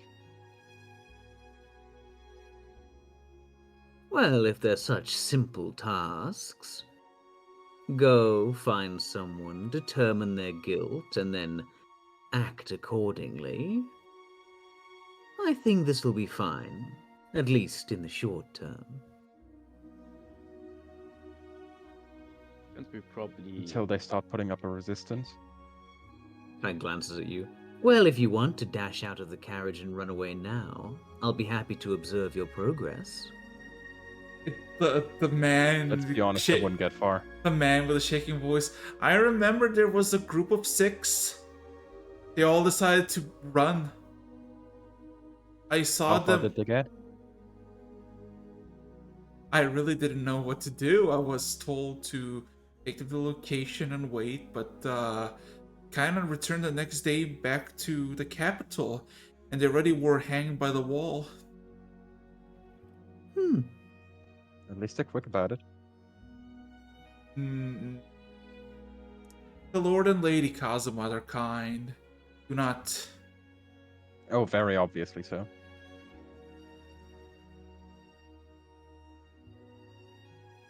Name is Jake, by the way, masters and mistress.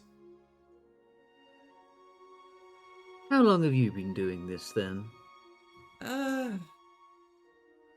My entire life. Coach head for the nobles, the ones with the coin, during seasons of harvest, traveling with a bunch of hay and barley, and now I'm doing this. Well, of course, I also help with the harvest. I And have where a, do you see yourself in 5 years? he seems to think Still the harvest? Or a different kind?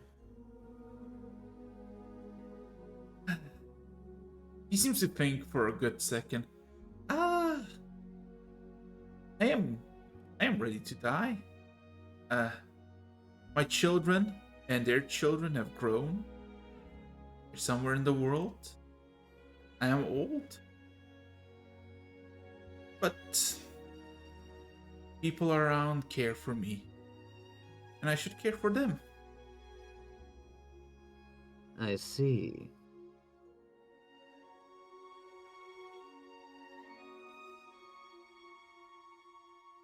Now, going back to the resistance the people might put up. If we will not choose the coward's way out, which I can always say we won't, it might be useful to discuss what you actually can do in such a situation. Hmm. As in? If you were to put up resistance, we're gonna want him dead. I need to know how you can make people dead. If you remember, I that have is. some arcane means of that. You've seen about everything I can currently offer. Ah, that's gonna be interesting. I Well, hope what you stripped can of remember weapons. is gonna be more impressive. Stripped of weapons, I imagine the intention is for us to use our wits and fists and more innate abilities. Guess we'll figure out how many of those we have. Or we'll die trying. We are fighting a bunch of people that deliver weapons. The entire point is it to give powers to people that do not have them. It should not be that difficult.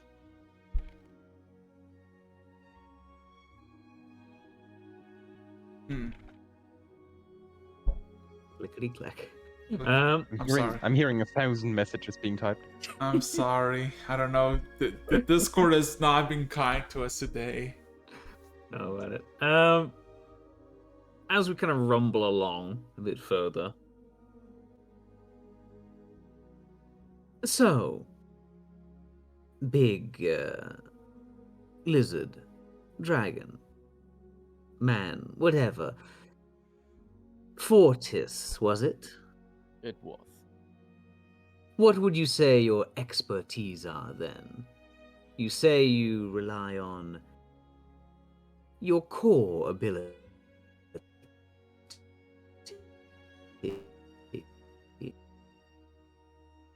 Yes, I do.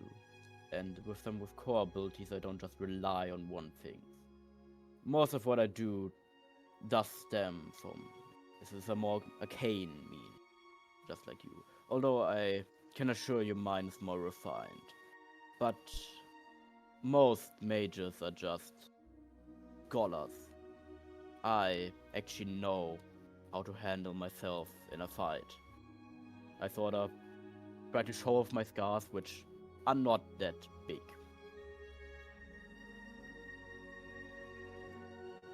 And what branch of learning does your mage abilities come in?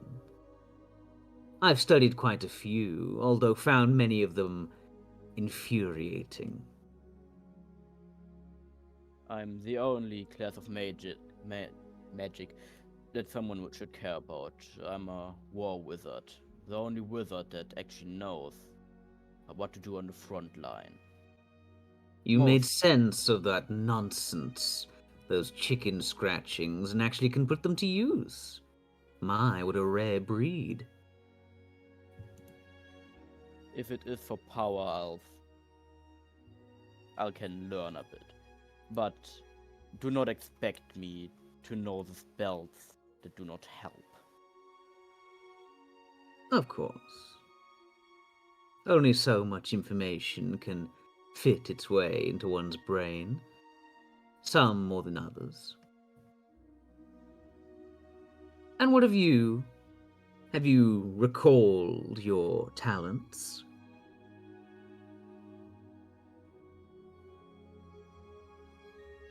Keep asking and I might find them. Oh. Well, There's since obviously a slight frustration on the left side, but he's kind of trying to suppress it. Well, She stares at you from across. Are you sure? You seem to remember your name just fine. Should note, Forgive I've me. never told you my name. It was spoken. No, it wasn't. Was it not? Oh, I I must do be not imagining remember things a again. name.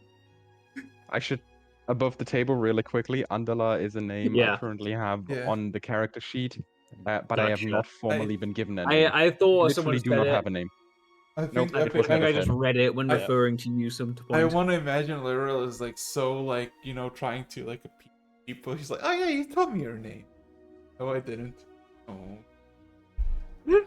I don't know if she's appeasing them exactly. Yeah, I but think she more just fucking despises amnesia. Reasonably so. true. I can see that. I can Okay, see I'll rephrase that. So you Mhm. don't even know your name? I did not.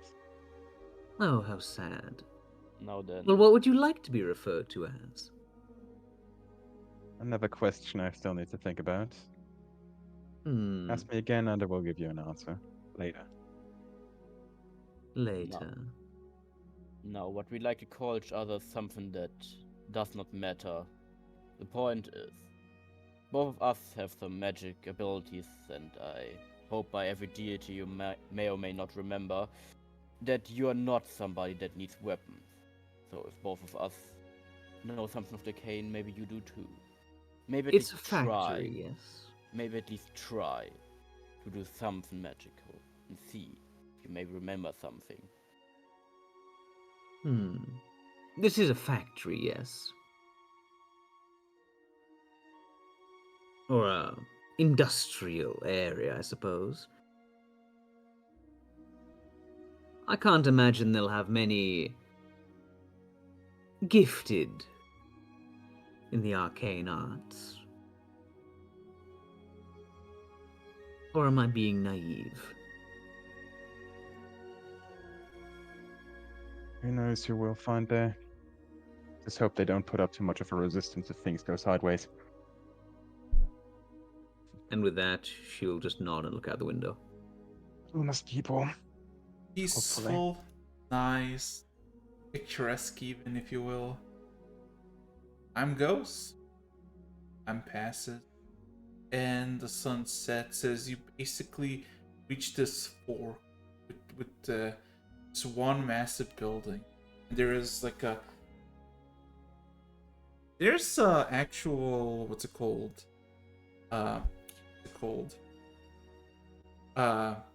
Not a post, but like one of those like signs with distances.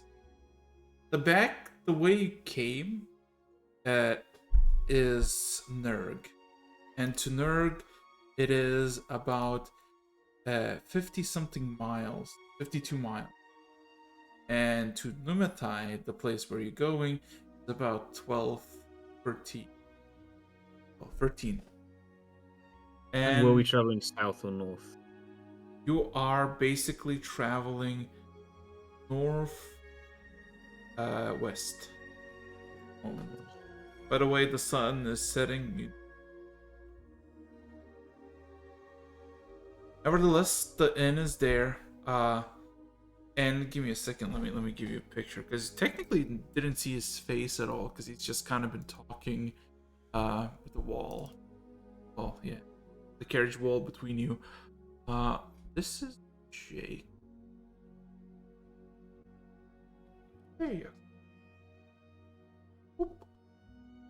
A human man in his 50s, 60s, all gray hairs, this look of satisfaction and a smile.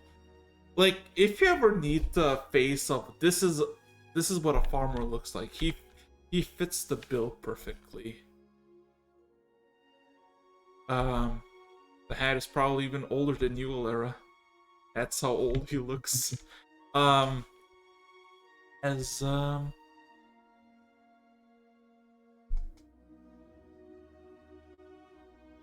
yeah, he basically kind of runs into the inn, and about half a minute later he comes back.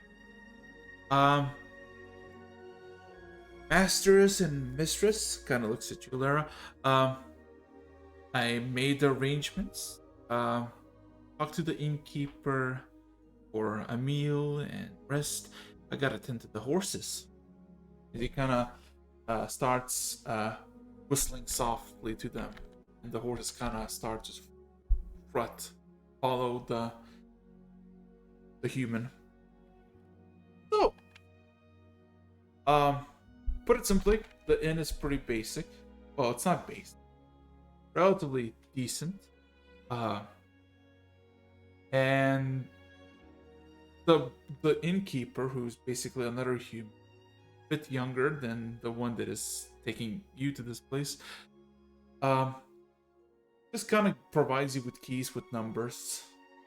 4 keys, one key for each person, and says, second floor, all paid.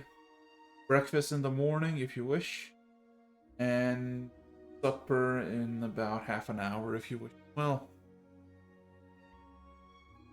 Thank you very much.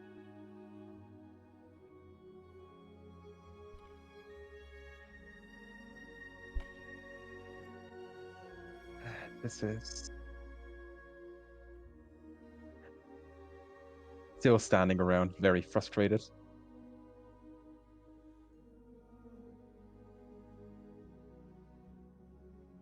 What is the time of day, by the way?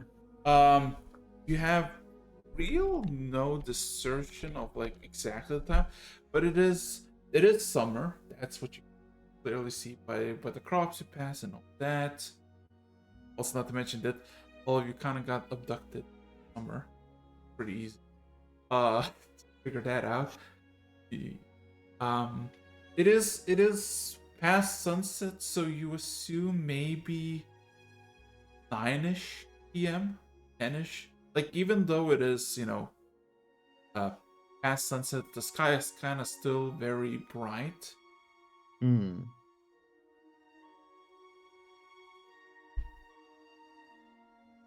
Trying to look to the rest of them.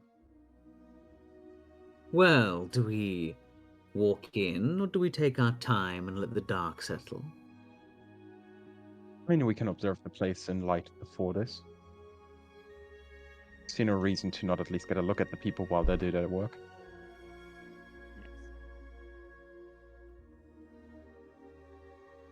But I think we should probably keep to ourselves who we're working for. Might raise suspicions. Hmm.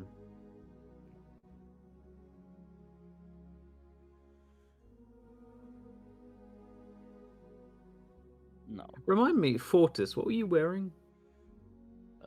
I'm not wearing a shirt and really expensive gilded pants. Lara kind of glances at Fortis up and Expensive down. cloak. Well, I suppose we could be, if we must give a story, potential investors? Or maybe we're just here to complain. Either way, you look rich enough to get away with it. Completely shirtless. This is the high-end fashion, don't you know? I've seen worse.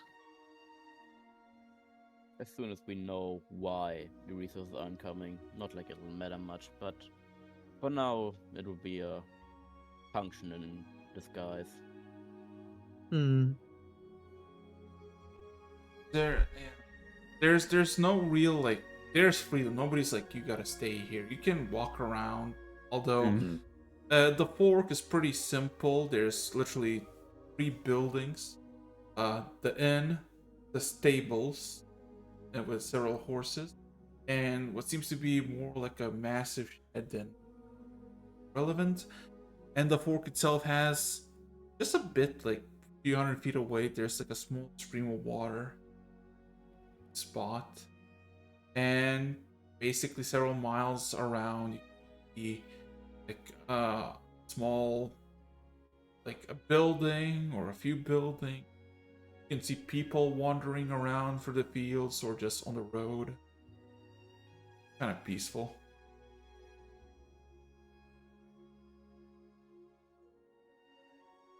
Let's check out the place then. What would you like to do? First steps around town, trying to see where the industries that we were talking about. No. actually You're still, located. mile. Oh, You're like, right. Fuck. yeah. Sorry. This is Quiet, like. quiet. Yeah. he's speed running. No, stop him. I am mentally speed running. Not meant for breaks. Mm. I still have that Farron mindset. I'm very sorry for that. It's fine. Well, let's head over. We'll get some conversation going. We can at least figure out maybe where we are exactly. Or there's some general local information. It would also be nice to know what day it even is. That as well.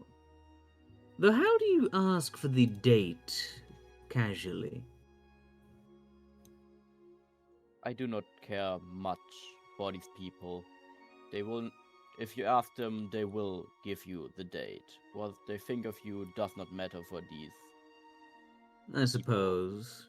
Again, the shirtless and those gestures to the legs. Look, you'll get away with it.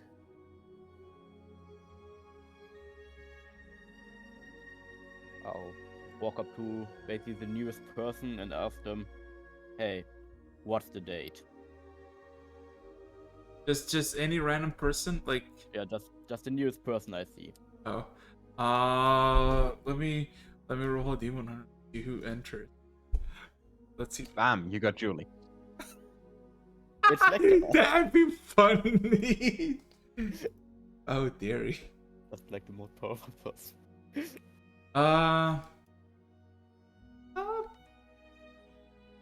You ask just the date, and basically the first people you meet is like two work hands from the stables who are both young humans, like early 20s if at all, clearly coming to the inn to just get some water or beer or both. And when you ask, one of them is like, huh?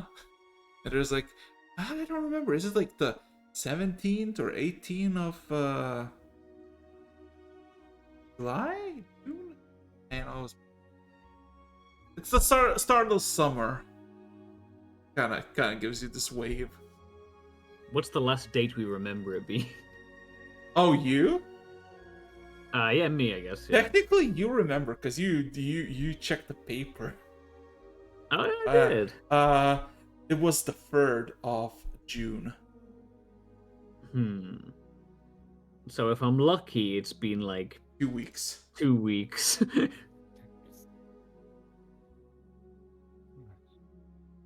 Well, as those two drift off, I will say to the others, I remember it being approximately 2 weeks ago that I was taken.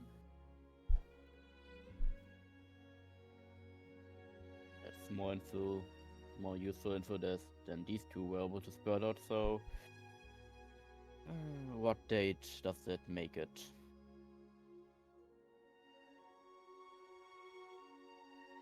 Well, assuming they're right.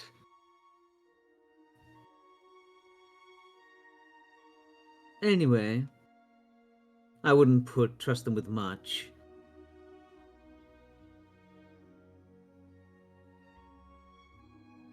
Neither would I. Believe me.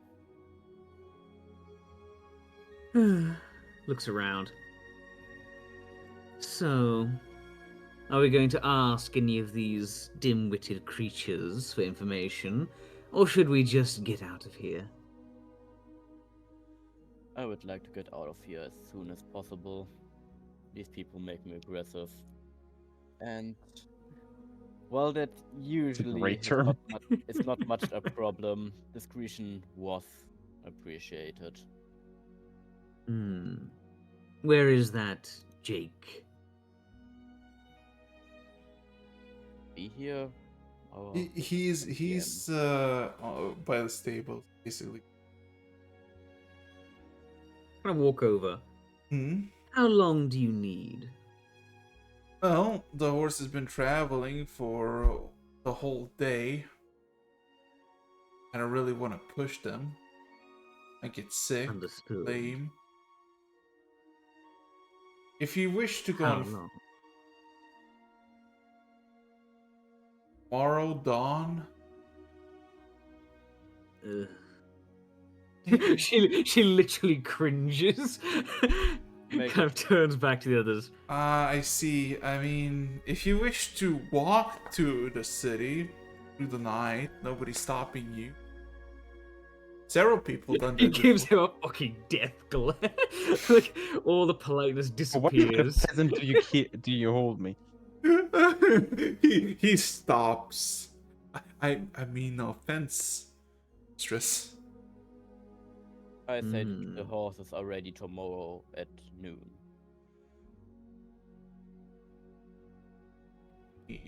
Drugs. They can be ready at noon. Good. Alera, who's now frustrated, kind of glances around, looks at you, Andela. Hmm? You look most common in your current attire. Thank Go you figure very out much if for they have that. rooms. Kind of blinks for a second. Oh, well, you know, me and him will attract too much attention. You'll blend in. Way better, apparently.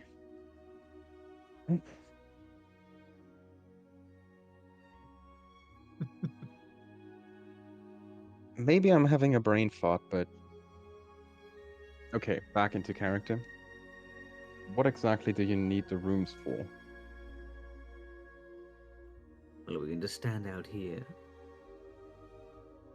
I suppose we can stay in the carriage, but we spent 2 weeks on a stone bed. I don't know what else will break my back. I mean, you Didn't all. we literally Yeah, just get in? You got in keys. You got keys. I hold up the inn key. Oh, do we? Well, Yeah, it's you fine. got you got 4 keys, and you were told by the innkeep that.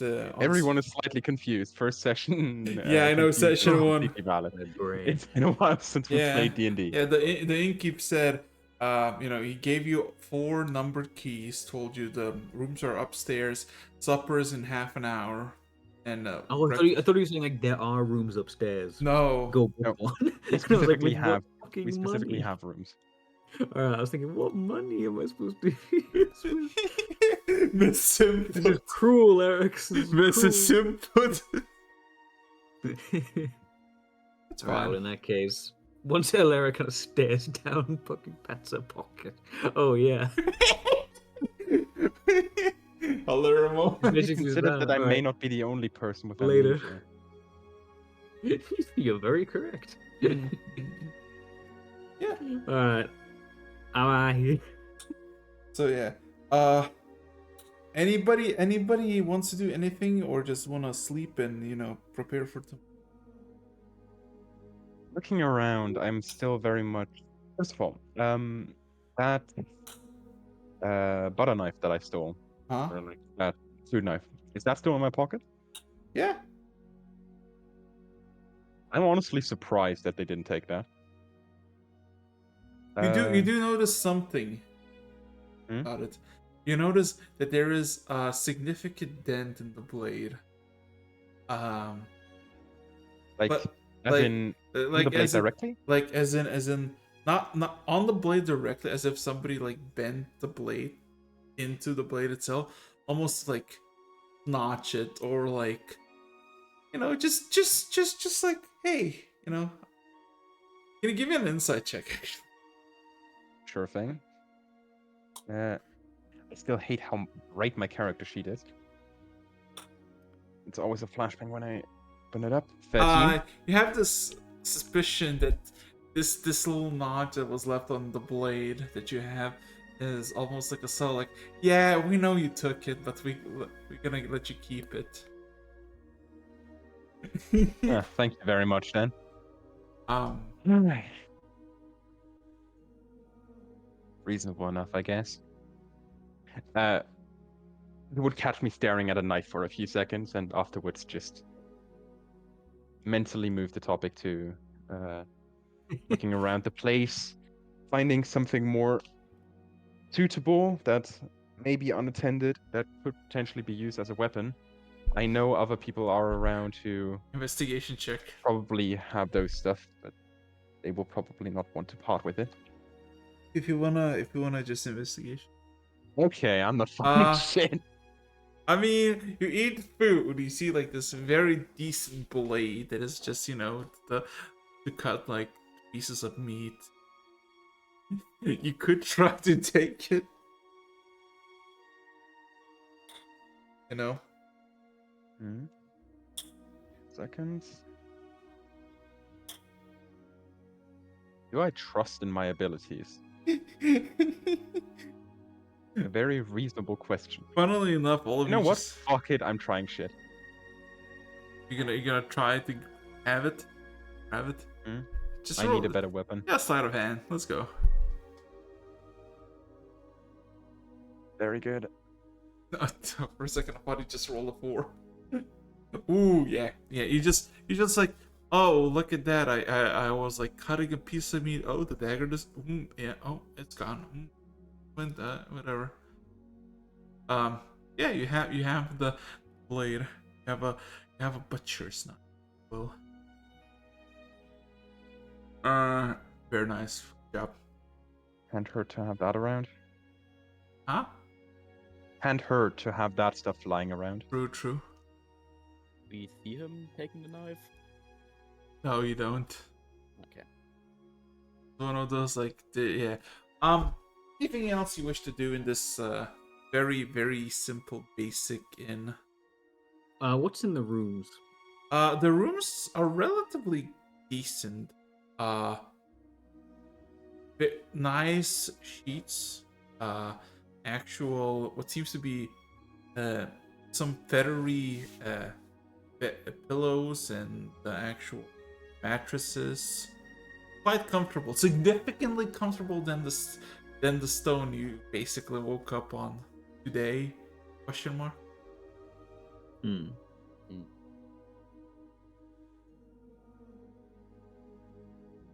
I All right. suppose that would be Improvement it. is always appreciated. Yeah. Any more things you wish to do, or would you like to sleep? Honestly, Alara's pretty content just making sure her room is safe and then going to sleep. Sure. She got some stuff to think about. That's fair. The sooner we go to sleep, the sooner we can leave this town. Reason I can Right. argue with. I'd go to sleep. Okay. All of Same you here. take a rest, take a nap. And surprisingly, even though you woke up like 2 hours ago from how no, like you don't know how much time has passed, at least 2 weeks for Alira in this pseudo consciousness. But all of you just without any problems just kind of fall asleep. None of you felt like sleep. Yeah. You all sleep. It's nice. It's good. It's brilliant actually. However, I would like everybody to roll me 2d100s. 2d100s. Separately or together? Together.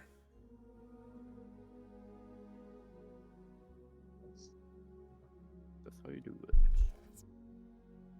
I'm so smart. That's not good. 75. Oh no.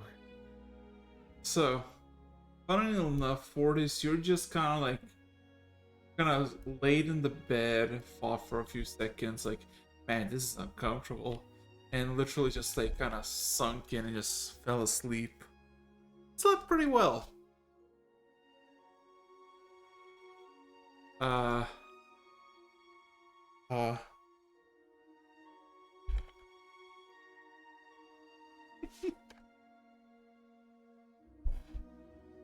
Okay. I'm looking for one other soundtrack.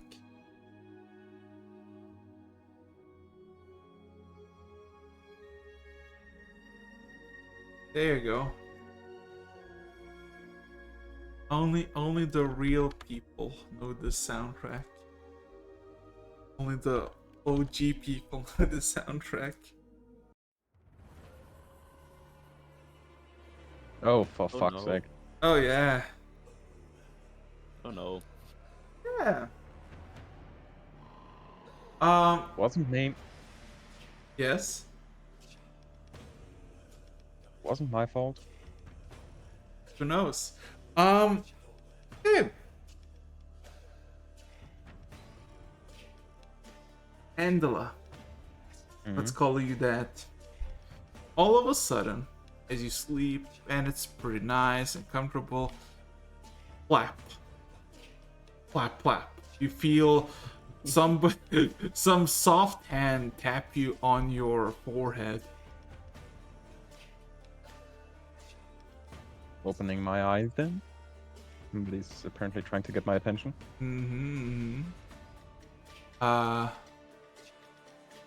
Shut the fuck up, Hark. That is a sound. Anyway, there we go. Let me find actually. Yeah.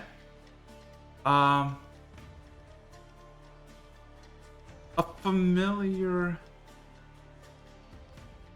child is in front of you. Raven black hair, orange beating eyes, and this unsettling sensation of dread courses through your spine.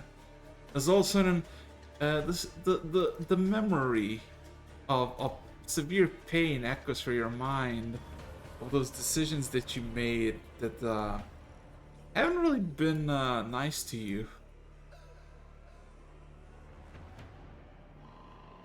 Hello. Taps you on the head again. Guess that actually happens. We meet again. You're alive. You're awake. Seems like it. She nods with excitement. Are you hurt? As in the fact that I inhaled a knife, or as in I've been kicked to death? He just kind of shrugs. Are you alive? Maybe both? Probably both. Do seem to be somehow alive. Don't ask me how, but here I am. I know why I'm alive, and I know why you are alive. But why are we alive? We? We.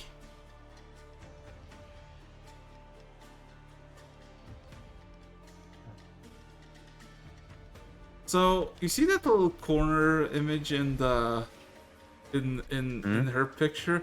All of a sudden, Yeah. basically by her shoulder, like a something just slinks, like a small little head with these reddish eyes, almost like a dog or a puppy. Although the features are a lot more aggressive and predatory than just a pup. Yeah, that doesn't look too great. I sleep when you sleep. I'm awake when you are awake. You live because you live. And she kind of stands up on the bed and seemingly, seems to walk around, almost like looking for something. Although when she steps on the bed, it does not move, it does not budge. Clearly indication that she is not there. Physical, yeah. Yes. So don't die, okay? It appears I'm trying. She nods with excitement. Good, good. Do the job. Do the things. Stay alive. Can you roll me an insight check?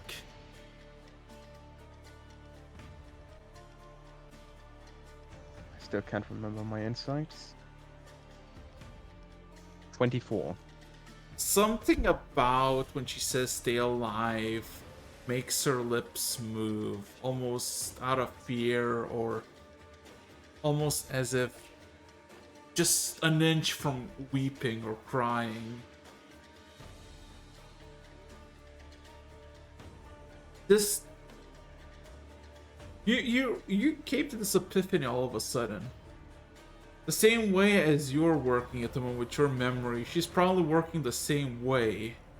And when she tries to remember the reason why she is the way she is,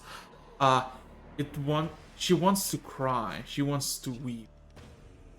But something is stopping from her. Maybe the fact that she doesn't know why she wants to cry. Something is there.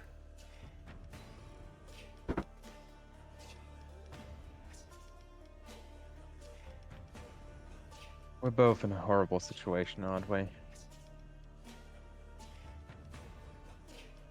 She nods her head and then looks back at you. Don't die. Live. Okay? One question before you disappear again. Kind of looks at you. Angela is kind of grinning at this, but in like an almost annoyed sense. You wouldn't happen to recall who I am, do you? Shakes head. No, I do not. Do you know me? Don't know yet. Then I'll know I you. think I do. Then I'll think I'll know you one day. Hope. And then she just kind of goes off the bed frame and just kind of jumps off the bed. But as soon as she jumps off, she just disappears. And everything kind of just vanishes. You wake up in a cold sweat. You look around. It's the dead of night. The window is open wide. It's hot. I'm rubbing my eyes. What did I get myself into?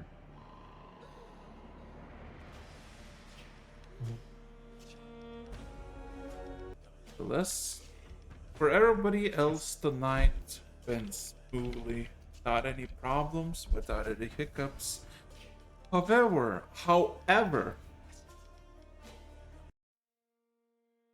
Alera, going to bed quite early, relatively, and kind of not really being super exhausted. You wake up quite early. You don't know what time it is, but the sun has risen above the horizon past sunset. You, I don't know, stretch, look around, make sure that everything is, you're not again somewhere in a prison or surrounded by people that you don't want to be surrounded by.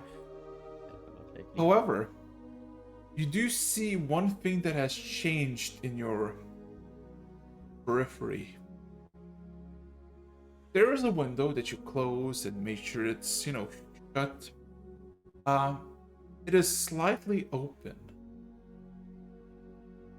Somebody either unlocked it or something happened that it unlocked itself, although you do not believe such a thing.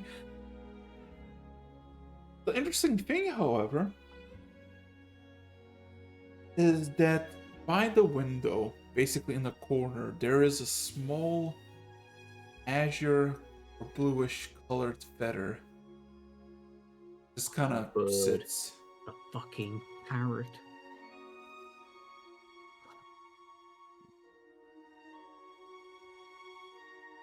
I'll pick it up.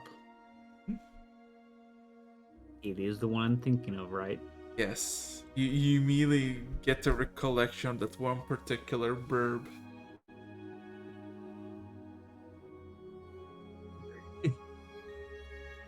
He's in the wall. It's the- One As thing. childish as it sounds, he's going to check under the bed. Nothing. Although, you do realize something. Looking out of the window, because you want to see why the fuck it's open. Is the bird there anywhere? You do see 2 more feathers on the floor, basically untouched because nobody had any traffic.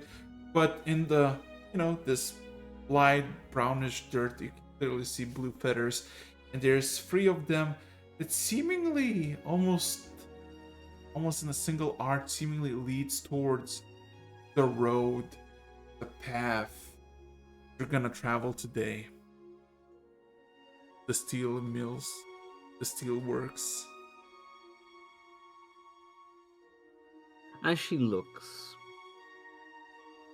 the frown kind of deepens. It goes from one of annoyance to one of almost irrational anger. Her hand grips the window pane enough to hurt. She doesn't seem to really notice it. And then after a few moments, she's not even sure exactly how long, she'll look down at this feather, tuck it into her jacket pocket, slam the window shut, and head downstairs. Yeah. Andela, you wake up basically after going back to sleep. Nothing else. No weird episodes, if you will. Of course, Fortis, you basically passed out. You woke up, kind of, bit rolled around in the bed, but all things decent. You're still alive. You're still breathing. The bed was relatively comfortable in your higher standards. And in whichever case you basically go down, because it would basically be several minutes apart, the inn is open. There is a small pot boiling with what seems to be porridge, and Jake, your chauffeur, your carriage master, caravan master, is just kind of eating it, seemingly just fully wide awake, just having breakfast.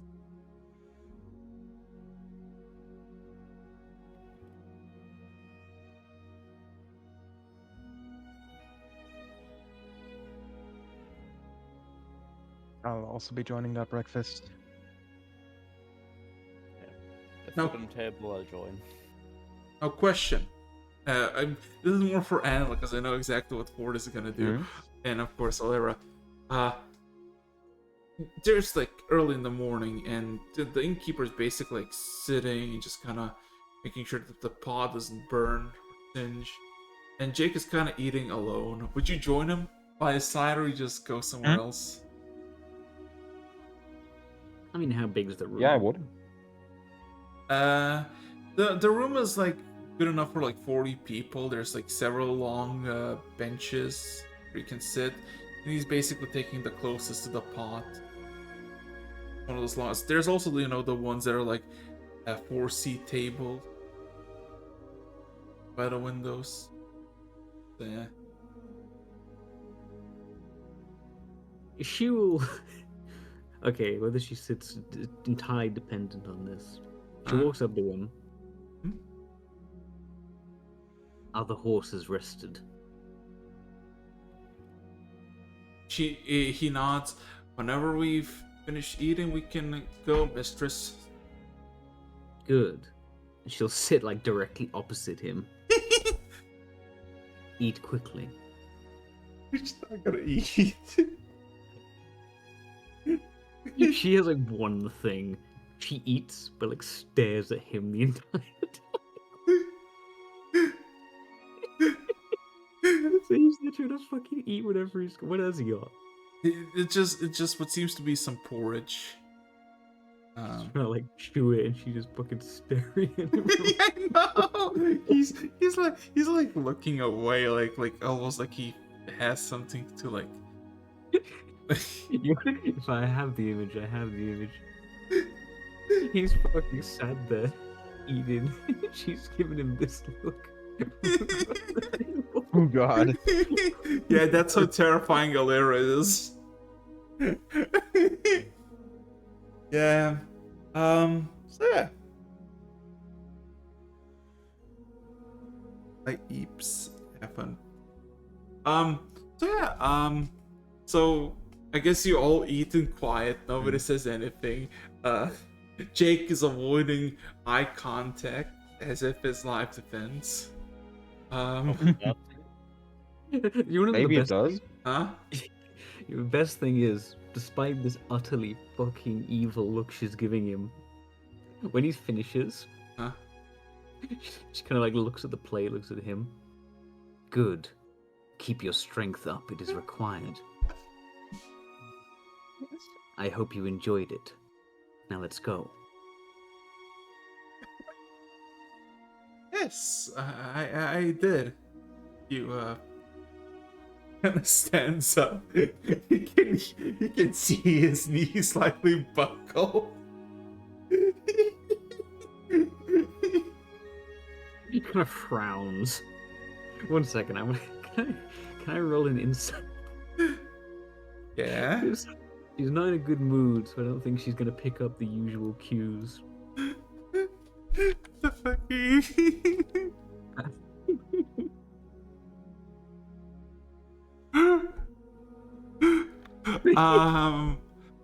He's terrified of you because you're like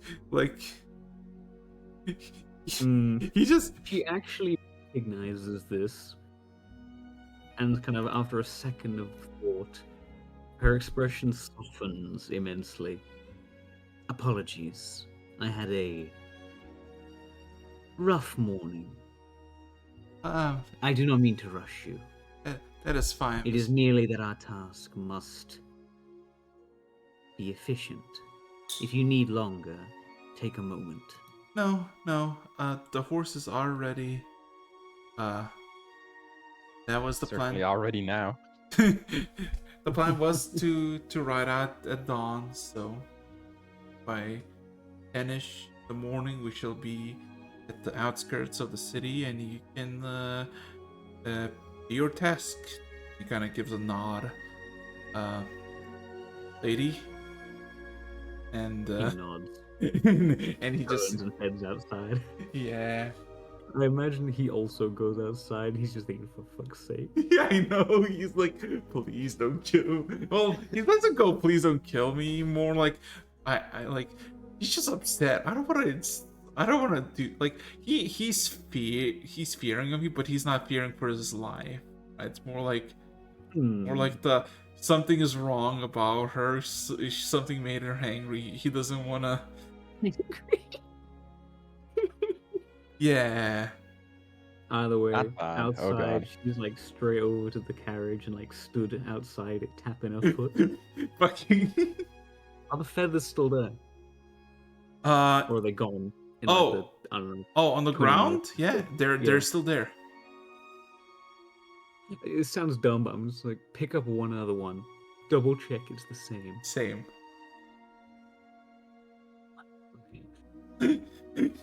Put the second feather in.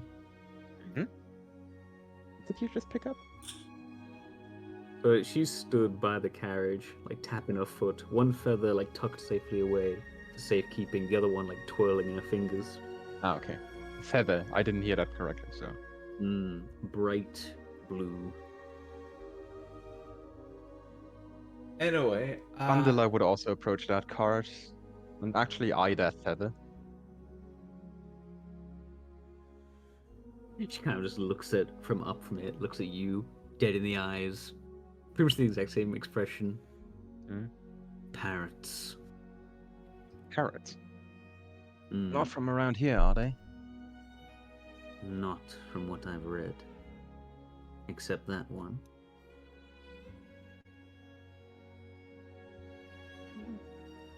Interesting. Hmm. Yes, today's the day. He kind of adjusts his shirt, and he's not trying to hide it, but he has basically stuck that, like he wrapped that butcher's blade that he got in like a few layers of his shirt and just like basically stuck it to his back with the belt. So at least for you, it should be pretty obvious the fact that he is carrying that thing on his back. She'll note it, but won't say anything. So we're going to face a situation today. I honestly hope we can resolve this peacefully. As do I. But a knife is often a good persuasive instrument. Our Something job was about the not to shine. resolve it peacefully. Somebody is at fault, and somebody has to die.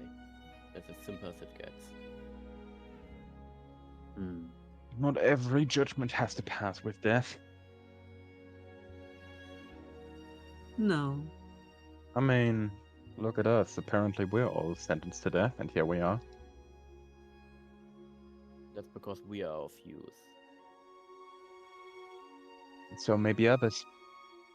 That guy is of use. Who knows, maybe he'll join our ranks. Given his current occupation, I truly hope he does not. A reasonable thought, definitely.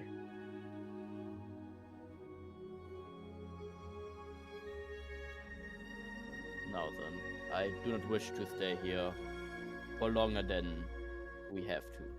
So Too then, happy a place for shall you. we go on the way?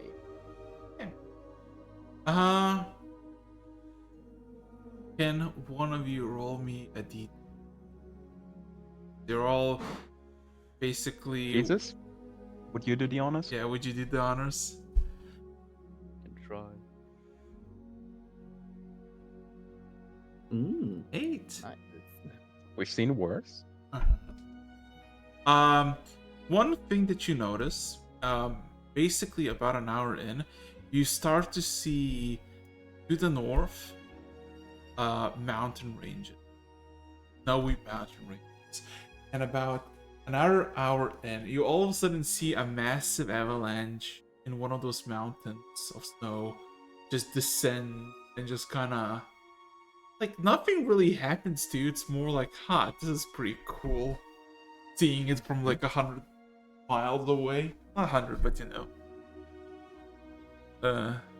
Like that's cool, I guess. Besides that, nothing really happens.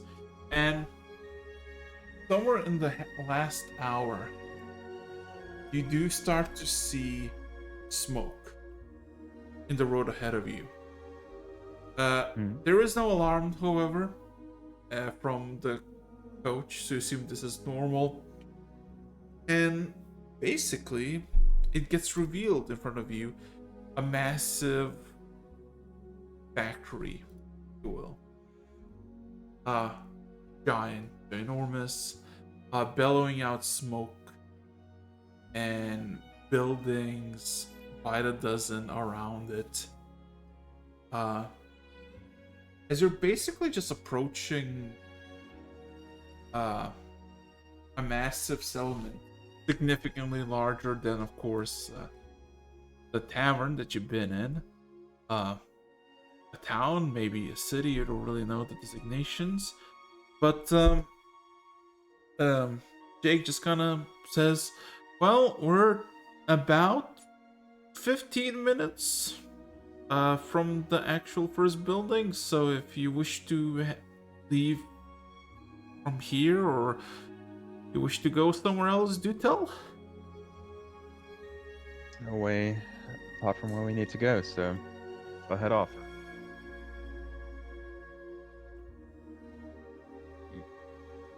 Any opposition? None.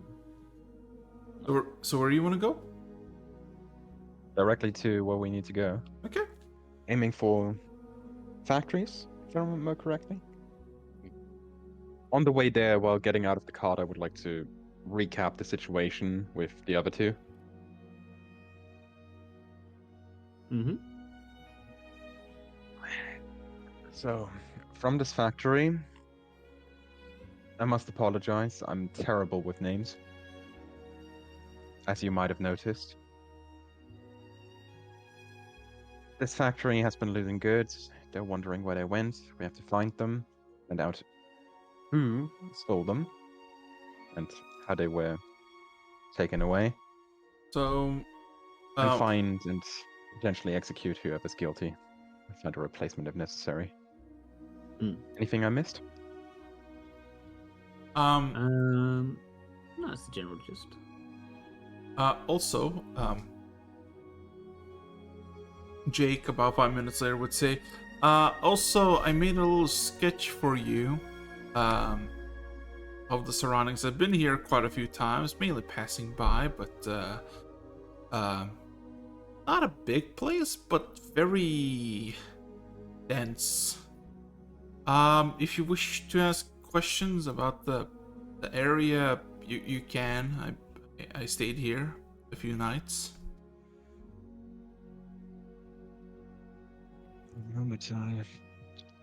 Where will we find you?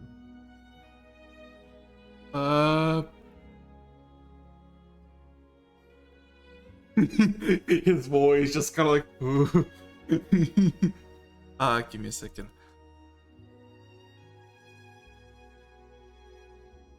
Well, I do take care of the horses, and since most of the city town is of stone, metal, and the horse is not really like, I usually park by the farms. The grass is plentiful, and the feed is sufficient enough for the horses to be happy. Also, the locals there are a bit more friendly. The ones in the city are not. They are. It's more, you know, you work day in and day out for months, years, decades, and you kind of have a bond. The farms provide with the food sufficient to feed on the daily basis the people, and the people, well, they get the material and they make all sorts of things: door hinges, nails, bolts, swords.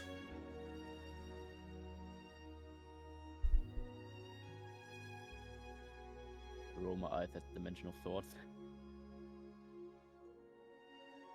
Now, if we want to find somebody worth talking to, where would he reside? Well, the Grand Steelworks, well, is the heart of the city, so you could go there. You could also go to the specialty workshops. That's usually where the big ones, the heads stay or do business or work. I don't really know how they work, you know. I'm just a farmer. I never did steel or any metals in my life. Alaric kind of looks into the city. How big is the steelwork? To put it simply, you assume like 3 square miles in the center, right? You can clearly see that there is some sort of wall around it. And Good. Good. First, we need to find someone who works there. The lower, the better. They'll be more ignorant. We find out how many entrances and exits there are. It's a steel work, so there will be multiple for cargo as well as employees. If you want to find the most recent, he kind of taps the basic the barrier between you and, well, the carriage barrier. You should look at the sector number 3. The cities expand from, numerical order. 1 is the oldest, and whoever the highest number, that's the youngest. Kind of glance at the other two. We will need to conduct an interview to determine the guilt of the target, as well as the location of the items if we can't find them ourselves. For that, we'll have to make sure they can't leave. That can be arranged. Easiest if we divide the city itself into sectors that already are provided, maybe even smaller. Just making sure that it's impossible to isolate the entire city with just the 3 of us, let's be honest. Indeed. There's 4 of you. Perhaps we should bring them to the steelwork. I'm mentally ignoring Shinya Oh, damn. He's until mute, proven otherwise. I do not respect Yeah, the he's moment. very much mute. That's actually true. carrying our luggage. Not that we Hold have this for me, any. please. I'll hand him my Um, cleaver. No, absolutely not. Every time I look at him, I just try to look over him. Your eyes glaze over, you see through him. But no, I think In a small group, we and still I'd- have to go sector by sector, if not even smaller. I'd say this in and out of character. We gotta find this guy, we gotta find the missing items. I say we go to the workshop first. We try and get an idea of the building and how the things normally operate. Because then, based on how it normally operates, we can figure out where something could have been stolen from. Were there any specific items that were stolen? Or was Isn't- it just generally Not that general, stuff disappeared? no, Yeah, general we've got a general disappearances. list. Okay. So, So we talking figure out to the when it can specialists be is stolen. probably worth it. Yeah, and then we find out who is in charge of that kind of stuff. And if we are trying to capture someone to talk very nicely with them, it's probably actually best to do it in the steelworks, because then we'll have them there. And there's walls, there's fewer places for them to disappear down. I don't know. I'm Probably open spaces, but I can't hide. Control whatever we can control. That sounds great. So is it fine if I place the carriage by the farmsteads? That'll be fine. We'll make us way into the city ourselves. Good. Then Resi kind of, there's like a nice. Actually, you're kind of traveling on the Emperor's roads. I didn't mention it, but it's one of the wide paths, and yeah, he just kind of takes a turn where a handful of wagons have made dents, or I guess markings, permanently on the grass, and it takes you like additional 5 minutes to basically on your left you see basically the city, the massive steel works, the about like 50 or something pipes that just exudes black smoke, and 3-4 story buildings, people wandering, using to work or to their daily affairs.